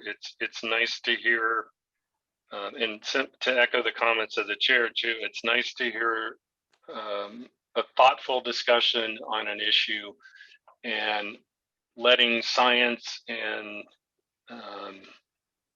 thoughtfulness help us in making decisions. So just wanted to echo those comments. Thanks. Well, Mr. Chairman, if it's okay, I have a couple other things I wanted to address. And one of them is before lunch, Mr. Bonham, we were talking about, excuse me, we were talking about sea level rise. There were some comments submitted regarding the impact of sea level rise on the plan. And specifically, as I understand it, that a rise in sea level would impact ultimately the current salt pans and other areas that are at lower levels. Can you compare, and I believe there were some comments submitted by Mr. Cardiff as well as the Sierra Club regarding this, and I'm curious if you could comment on what impact sea level rise would have on the current on your plan versus sea level rise if we were to do nothing? Yes, the impact would be greater if we do nothing. The impact will be less if we restore the landscape. Broadly speaking, the more restoration, the bigger and better the buffer to sea level rise. And obvious and significant impact from doing nothing, projections indicate sea level rise will overwhelm the existing tidal gates that exist at the bottom of the system, which begins to exacerbate the nearby flooding, the infrastructure challenges, and the loss of that habitat.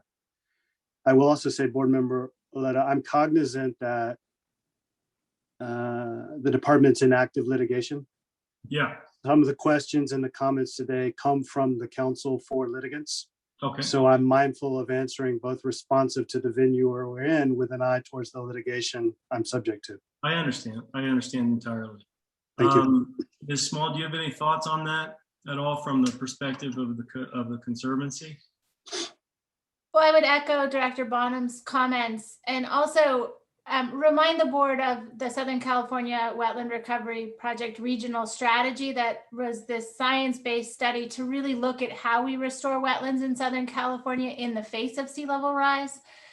And this project incorporates many of the recommendations from that study in that we need to try and connect big spaces, create transition areas for habitats to migrate up. Because the systems, and give the system some resilience. And the current system, Director Bonham is correct, is not resilient. And if we don't do anything, we would have to close the tide gates or else we would be flooding really major roadways in Los Angeles. So I think it's fair to say that, that the site will be better off. What I was trying to allude to in my comments is, in the decade that we've been planning this project, sea level rise projections have gotten worse. And so there are opportunities as the department refines the design to think about accommodating even higher levels of sea level rise. The modeling we did was up to 5 or 6 feet, but you could look at even higher levels because unfortunately that may be our future. And those are just trade-offs between the habitat you create today and the habitat you have in the future, or adaptive management measures you could take along the way to make the site more resilient. All right, I thank you very much. I appreciate that fulsome answer. There were some comments made and have been made about the role that some of the indigenous people will play in the project going forward. And I understand that one of the things we're voting on is a submission of allocation of funds to the Prevention Institute, and that some of those funds may be used in some way for community involvement, which would include representatives of the Tongva tribe and some other indigenous peoples.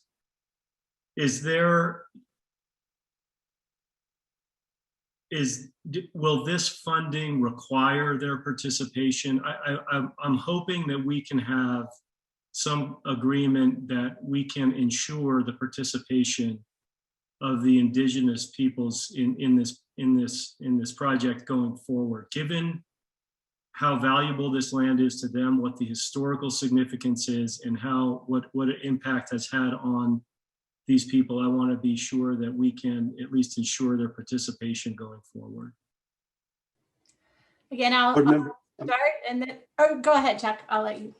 I like our rhythm. Why don't you start and then I'll okay.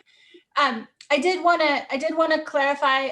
There was a public comment that was concerned we hadn't reached out to the tribal governments, and I wanted to let the board know that we did do tribal consultation on this proposed authorization to all of the governments that the Native American Heritage Commission identified as having an interest in this site. I think there's a little bit of a chicken and egg thing. What we would like is to authorize funding to the Prevention Institute that could support tribal engagement, how those tribes as government entities choose to engage, and also the engagement of tribal members, how in a kind of co-designed engagement process. So we haven't laid out exactly how that would work because we haven't been able to compensate the tribes to participate with us in figuring out exactly what kind of engagement they want to have in this project.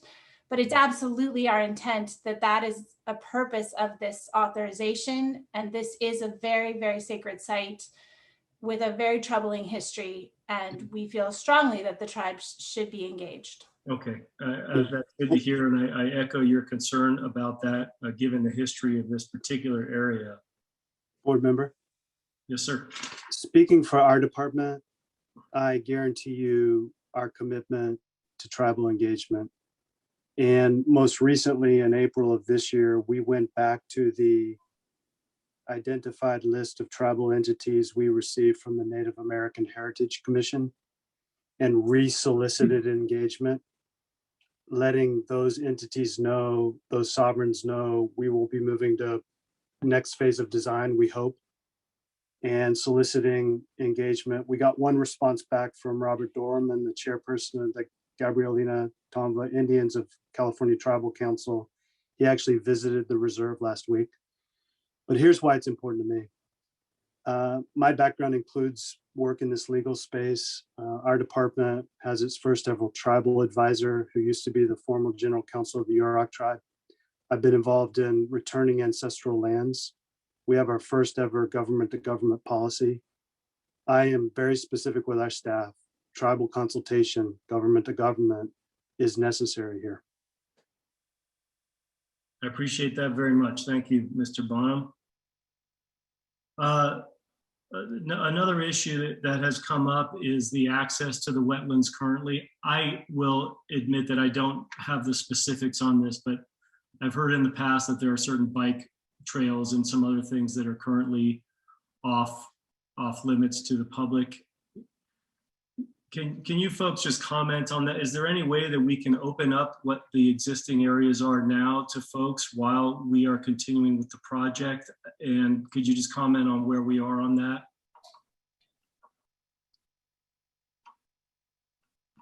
Yes, I think that's probably best to me as manager and owner of the property, our department. So we do currently have public access. To take a notable example, we have ball fields on the property where hundreds of children are able to enjoy the outdoors. That itself is a balancing decision for us. That's a unique circumstance to have a little league in the middle of an ecological reserve. Some of the criticism we've received is get the little league out of there. The department has made a decision not to do that. Instead, to better manage the partnership, respectful of the wildlife need. We have bike paths, we have a visitor viewing platform, but board member, for the last year-ish, we really have had a reduced public access educational opportunity, primarily because of the pandemic related dynamics. And we also struggle with an ebb and flow of kind of managing trespass and homeless encampments on the property overall. So our access isn't what we want it to be, even though currently there is.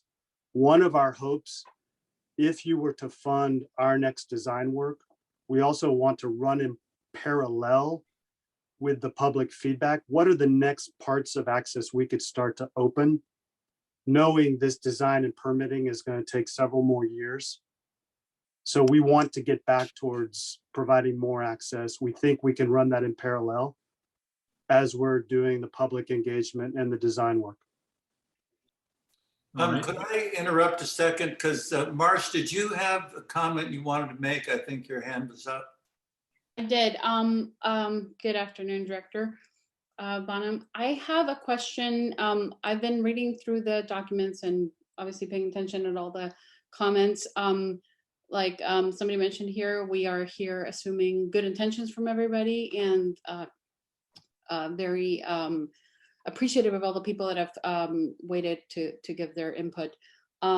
I am a little bit concerned about some of the input that we heard, specifically as it relates to travel engagement. And so I wanted to get a little bit more of that, because you mentioned that somebody just visited, and there's a letter in the first packet, page 89, where a person by the name of Anthony Morales talks about a lack of engagement. And so if you can explain that. And secondly, maybe for Ms. Abolara, how are we going to change that? How is the process going to be different going forward? I feel there's a little bit of an issue there to solve.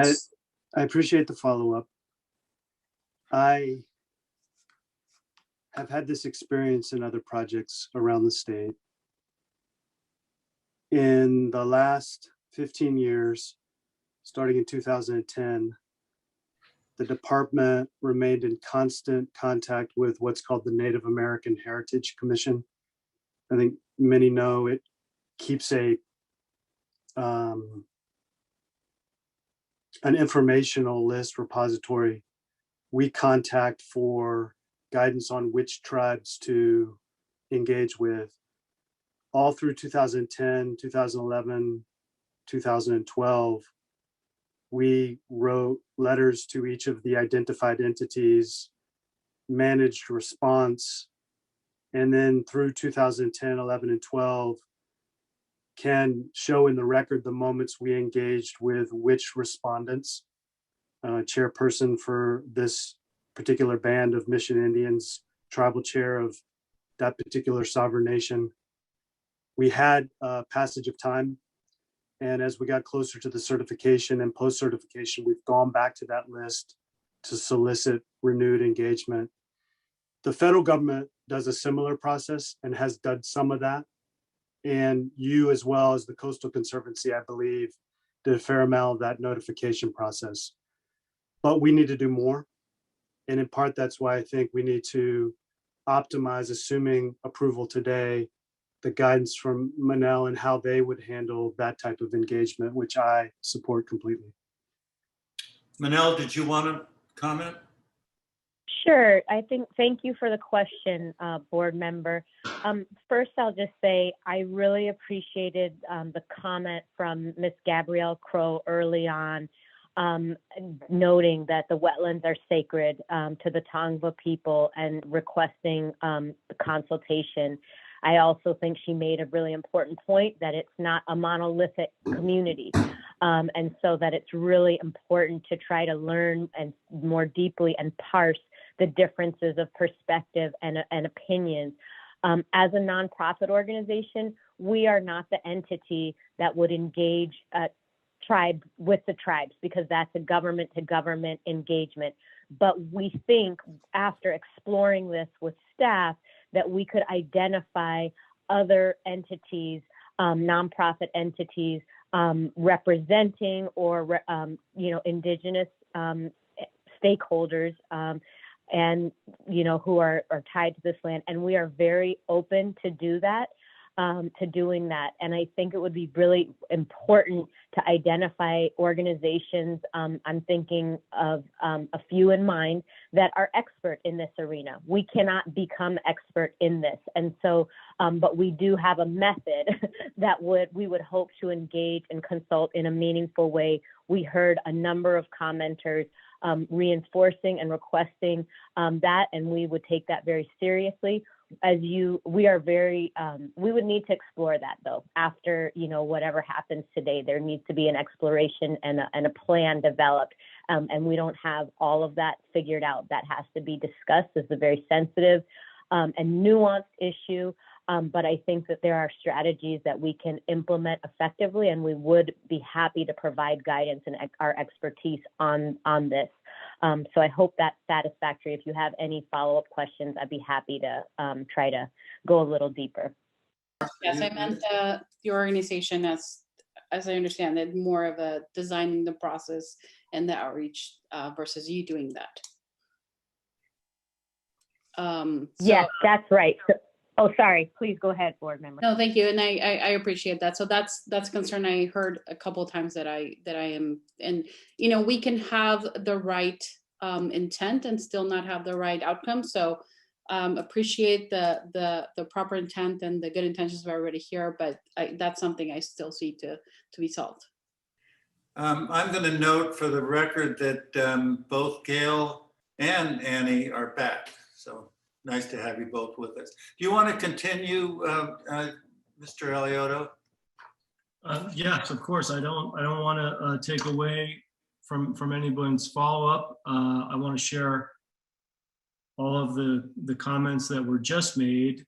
I think it is vital that folks feel that they have a say in this project going forward, given how important it has been historically for Indigenous people, but also historically for the folks that live around that neighborhood and within the surrounding environments. And Mr. Eliotto? Yes, of course. Can I actually build on that question? I think it's a good one with the permission of the chair. Sure. Thank you. Just to Mr. Bonham, when you, in the draft EIR, when it's in 2 phases, but you talk about breaking it up into smaller phases, could you talk a little bit about what community engagement will be in each of those phases and how you would sequence that as well? Have you been able to give that any thought yet, Mr. Bonham? Or I have maybe 2 or 3 reactions. First, assuming board approval, we would go seek advice from the expert who's in this Zoom call at the Prevention Institute on appropriateness. In my experience, authenticity and sincerity are fundamental ingredients. And I think our department historically hasn't done as well as it should when it tries to engage for a diversity of feedback.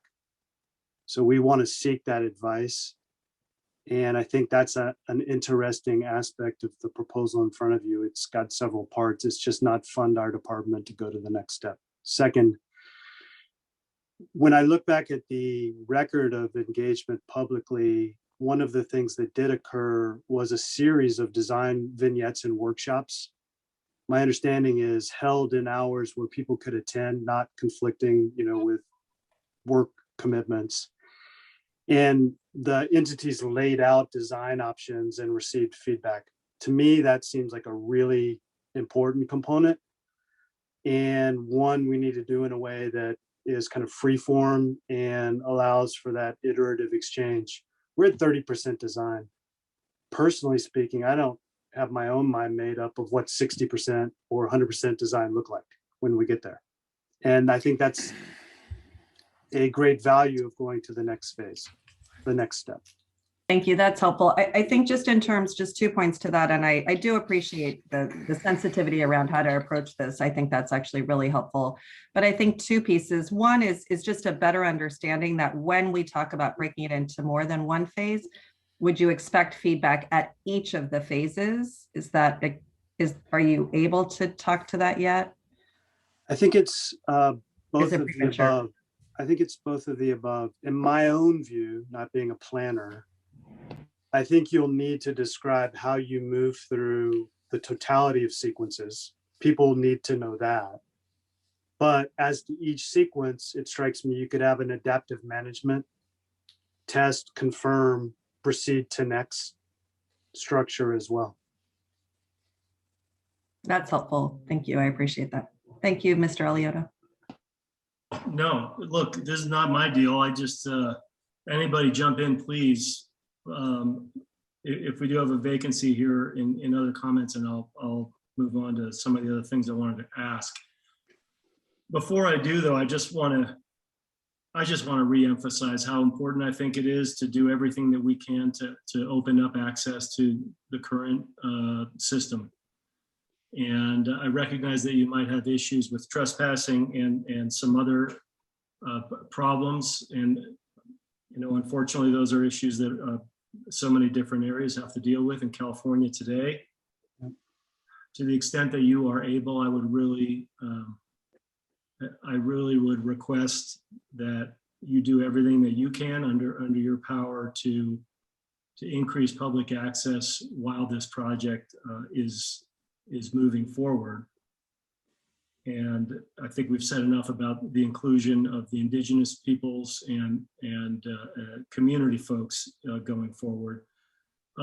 Ms. Small, I wanted to ask you, and actually Mr. Barham as well, about if you could address there were some comments about a freshwater marsh and whether or not that alternative was considered. Could you just talk a little bit about why you think that the alternative that you've selected is appropriate? Yeah, I'm happy to. Thanks for the question. Yeah, there were, in addition to the primary alternatives analyzed in the environmental document, there were 8 alternatives that were considered but not carried forward, including a freshwater wetland alternative. I think that the primary challenge with a freshwater wetland system is, if you think back to that aerial photo of the site, the opening that services Marina del Rey is kept open permanently with a breakwater. And so what this project seeks to do is restore ecological function and improve the natural systems in the context of the environment in which it's operating. And so in order to restore freshwater, a strictly freshwater system, you would have to pump the water up. There's not a natural way to do that without a lot of pumping water up and back. And so you can't restore an intermittent tidal estuary in a place where you have a breakwater in place that's keeping the tidal connection open. So that's my short answer. And I don't know if Director Bonham wants to talk about it more. I'm not a subject matter expertise in this intense world of hydrologic modeling, but board member, my understanding is if we were to go solely freshwater, it's possible we're compounding that sea level rise, tidal gate kind of dynamic we were discussing earlier. What I would also observe, though, is there's definitely a difference of opinion in this space. And I acknowledge that. We spent a fair amount of time trying to find what we thought was the best peer-reviewed set of experts, literature, looking specifically at some of the historical ecosystem studies of this area. And I think our goal is trying to get not fresh only, not salt only, the mix, that functioning relationship between tidal and fresh, to bring back as much of that habitat as possible. So I concede there are differences of opinion in this space. We looked at a purely freshwater alternative, as Mary mentioned, and found it didn't meet the basic objectives that we set up in the CEQA purpose and need relative to the restoration goals. And I'm hearing that one of the reasons for that is the existence of the marina and the breakwater for the marina. Mary, is that right? I think that makes it very challenging to restore a freshwater system on this site. I think the other point, kind of going back to the regional context, as has been mentioned, we've lost a huge amount of coastal wetlands, of estuarine wetlands, and you can really only restore estuarine wetlands when you're right next to the ocean and you have that tidal connection, whereas there might be other opportunities to restore freshwater wetlands in other places. Could I ask, it's somewhat related, there was some commentary about underground aquifers, right, and that this project would impair them and even intrude upon them with salt water. Is there merit to that concern? Mary, you want to start and I'll follow? We don't think that there is merit to that concern, I guess would be the short answer. They're not, the restoration is not going to impact the underground aquifers. That's my understanding. Director Bonham, do you want to add to that? I concur, and I apologize. I'm just pushing back my 2 o'clock. Joe, do you want to continue? I don't have too much more. There was a comment I found interesting, very interesting actually, that the concrete creek bed, the fact that it's concrete as opposed to natural has surprisingly benefits to that area because it prevents runoff from the city above it leaching into the wetlands. Are you familiar with that viewpoint? And is there any accuracy to that? Will, you know, we have this natural environment that we're trying to restore, and yet the reality is there's a marina next door, there's a gas company next door, there's a development next door, there's a city surrounding it. There's so many different concerns here. Is there a concern about runoff if we were to, if the meandering creek were frankly put into a more natural state? Board member, so I have heard of that concern. I don't dismiss it entirely. I think there is another side to the coin of that concern.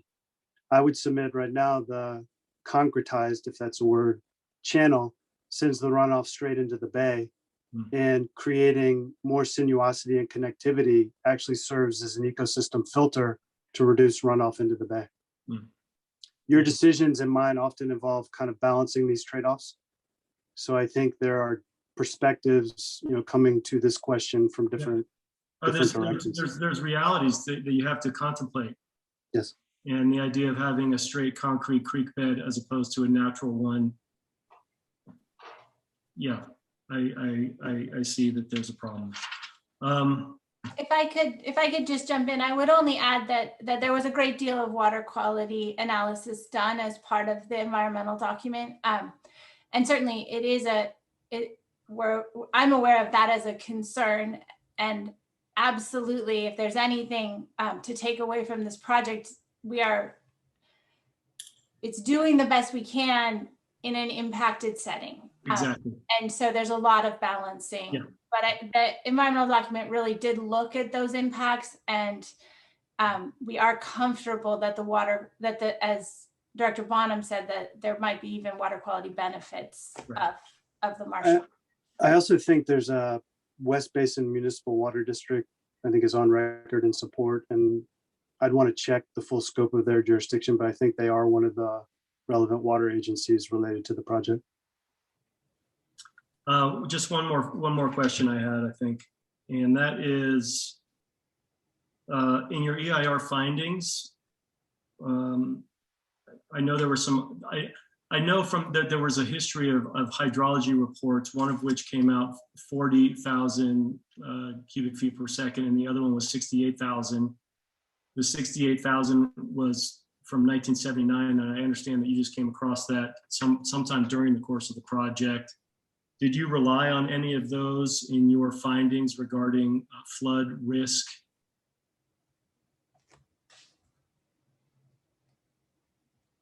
I think you're asking the department is the author of the EIR. My understanding is we relied on the 40,000 range number, not the larger number, but specific action we intend to take is ground truthing that larger number and running it through all the hydrological modeling as well.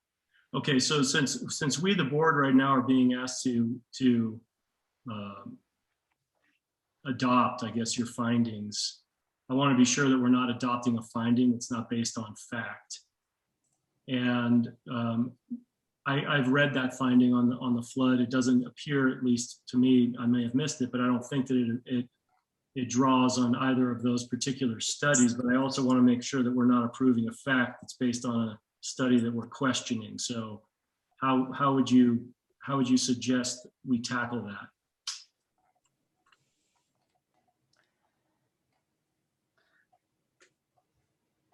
So I'm not your attorney. I am previously an attorney. I don't practice now. You're recovering lawyer. It seems appropriate, up to you, defensible. You're relying on our CEQA document as a responsible agency for purposes of making an appropriation decision. Right. You are not approving a project. It also seems plausible to me in a motion, if you were so inclined, you could put a stipulation on the comment you just made. But I'm not your attorney. And, you know, that's my honest answer on the fly, respecting you asked a serious question. Sure.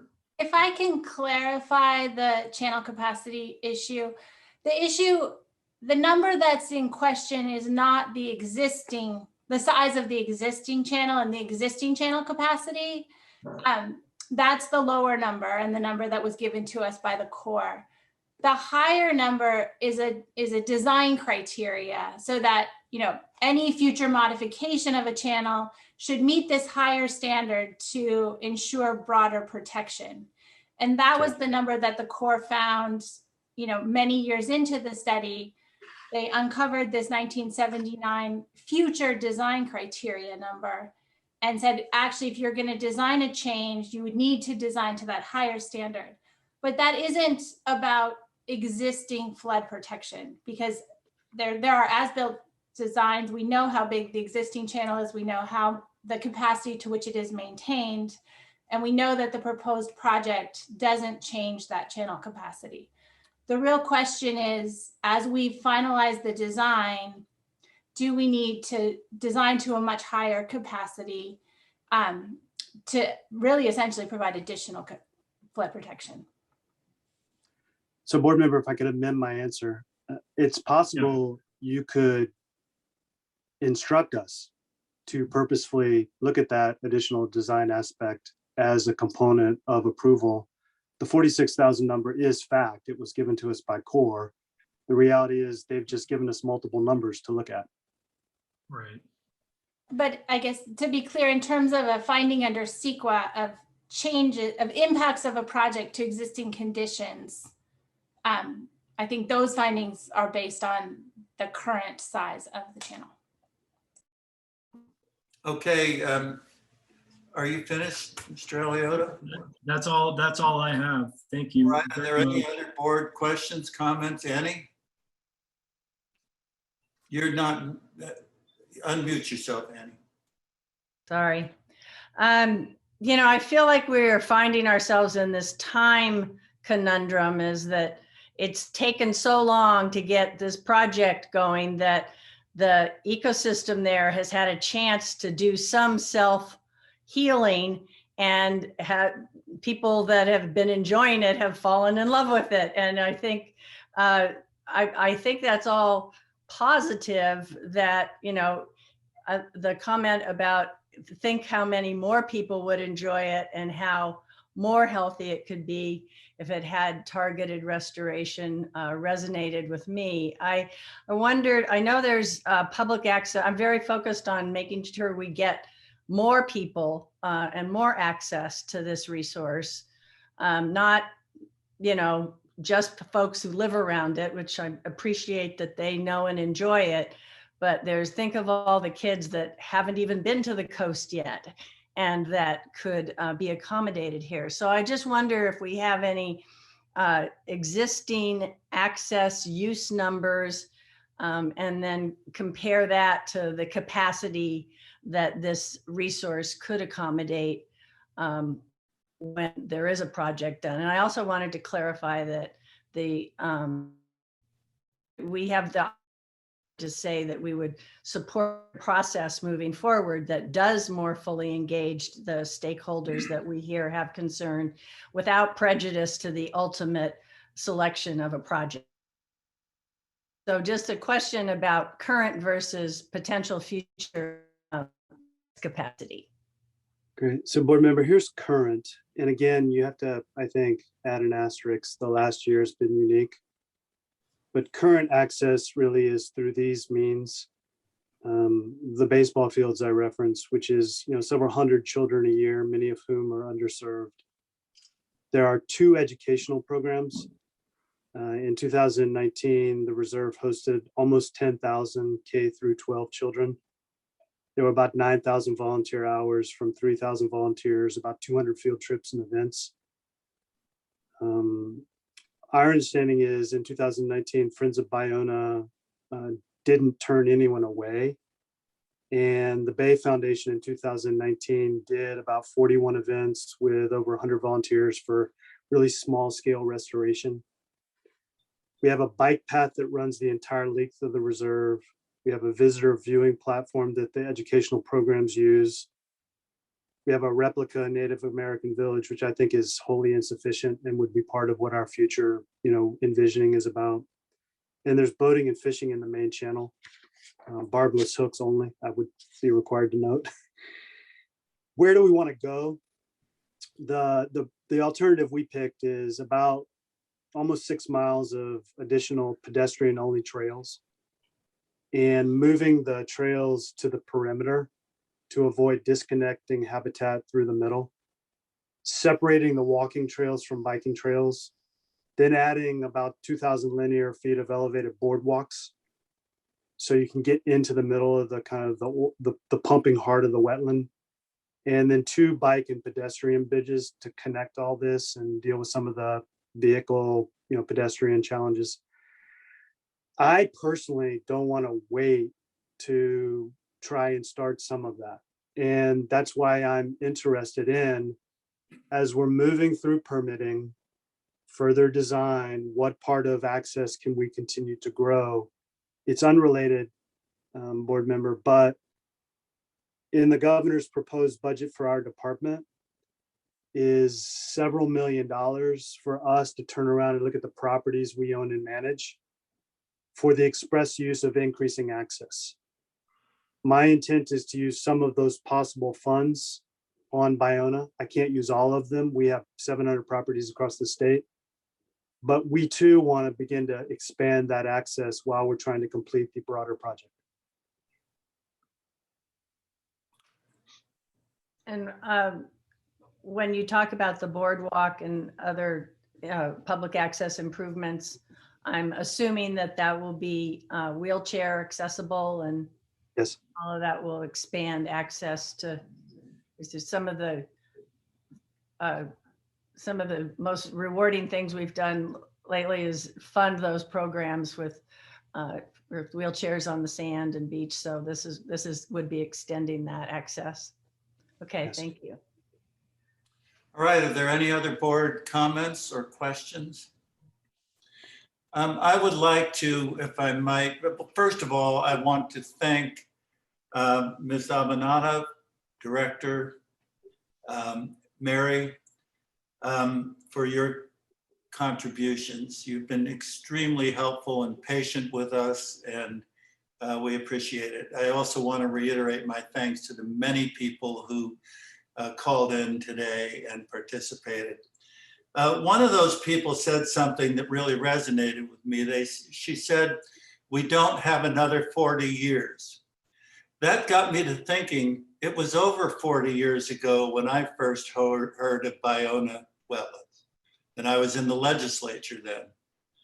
And since that time, this one piece of the earth has probably had more controversy and more warfare over it, if you will, and the participation of more really good people than any other that I can think of.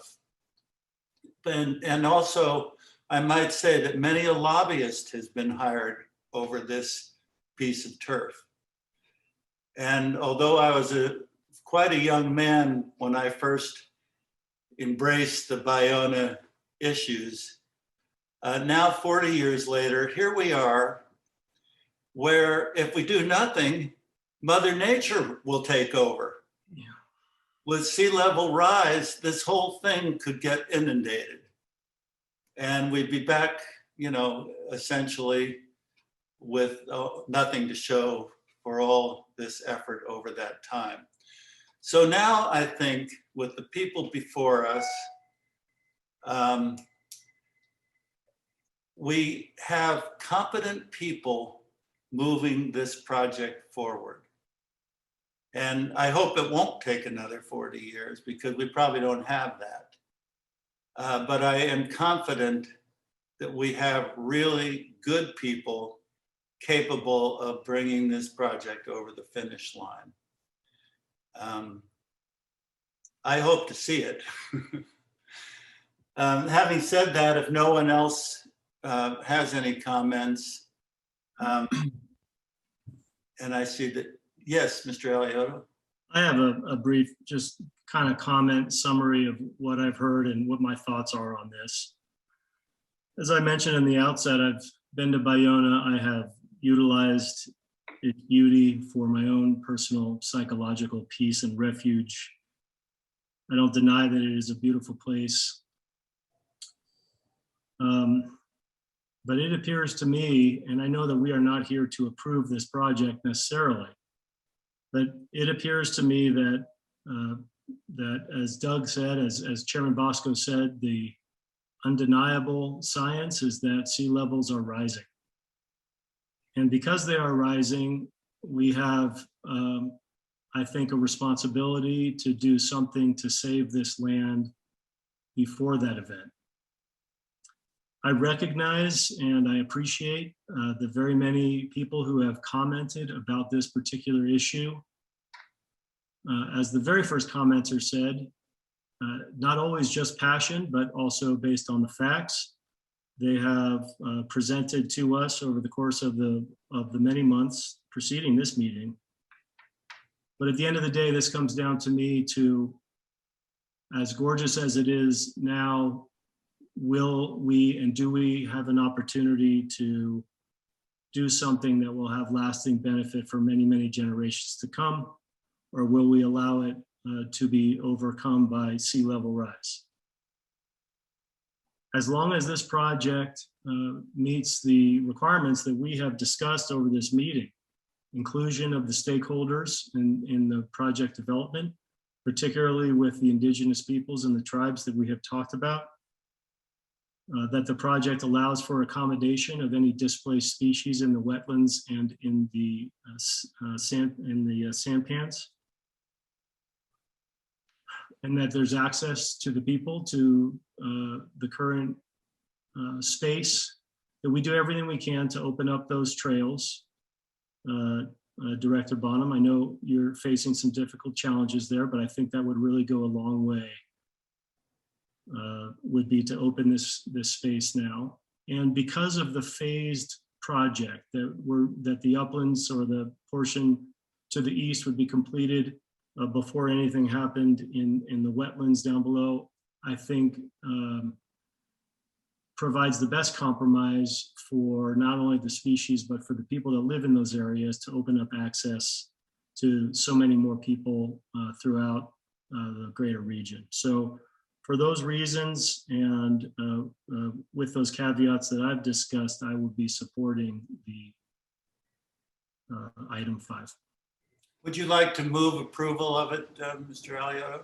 Yes, I move for approval of item 5. I'd like to second it. I'll second, Mr. Chair, with obviously huge gratitude to Mr. Bonham and Ms. Small and the entire Coastal Conservancy team, but Mr. Aliotto, really very grateful for your thoughtful questions and really making sure that this board can be accountable as well as our team. I sincerely appreciate that. Thank you very much. Well, thank you, Ms. Miller, but the thanks really, I think, goes to not me by any means, but to Director Bonham and to Ms. Small, and I'm going to say mostly to the people that commented. I agree with that have been commenting, that have been bringing certain issues to our attention. And I think we've had a very fulsome discussion here today. And I don't think that discussion would have happened without them. So I think that they, along with the project organizers, really deserve the thanks. Thank you. All right, Mr. Aliotto moves.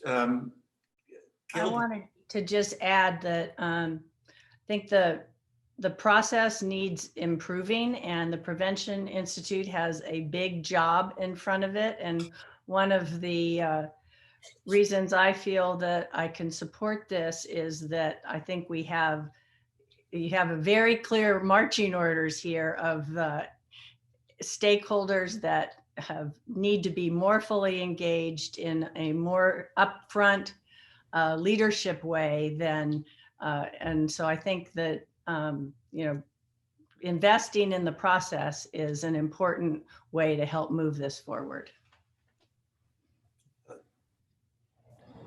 All right, Mr. Alioto moves, Ms. Miller seconds that we approve item 5. Ann, will you call the roll? Yes, sir. Ms. Notoff, Aye. Ms. Laughlin, Aye. Mr. Cash, Aye. Ms. Miller, Aye. Ms. Gutierrez Crummage, Abstain. Mr. Alioto, Aye. Chair Bosco. Aye. This motion passes. Item number 5 is approved. All right. Again, thank everyone, and we'll take this occasion to move on to item 6.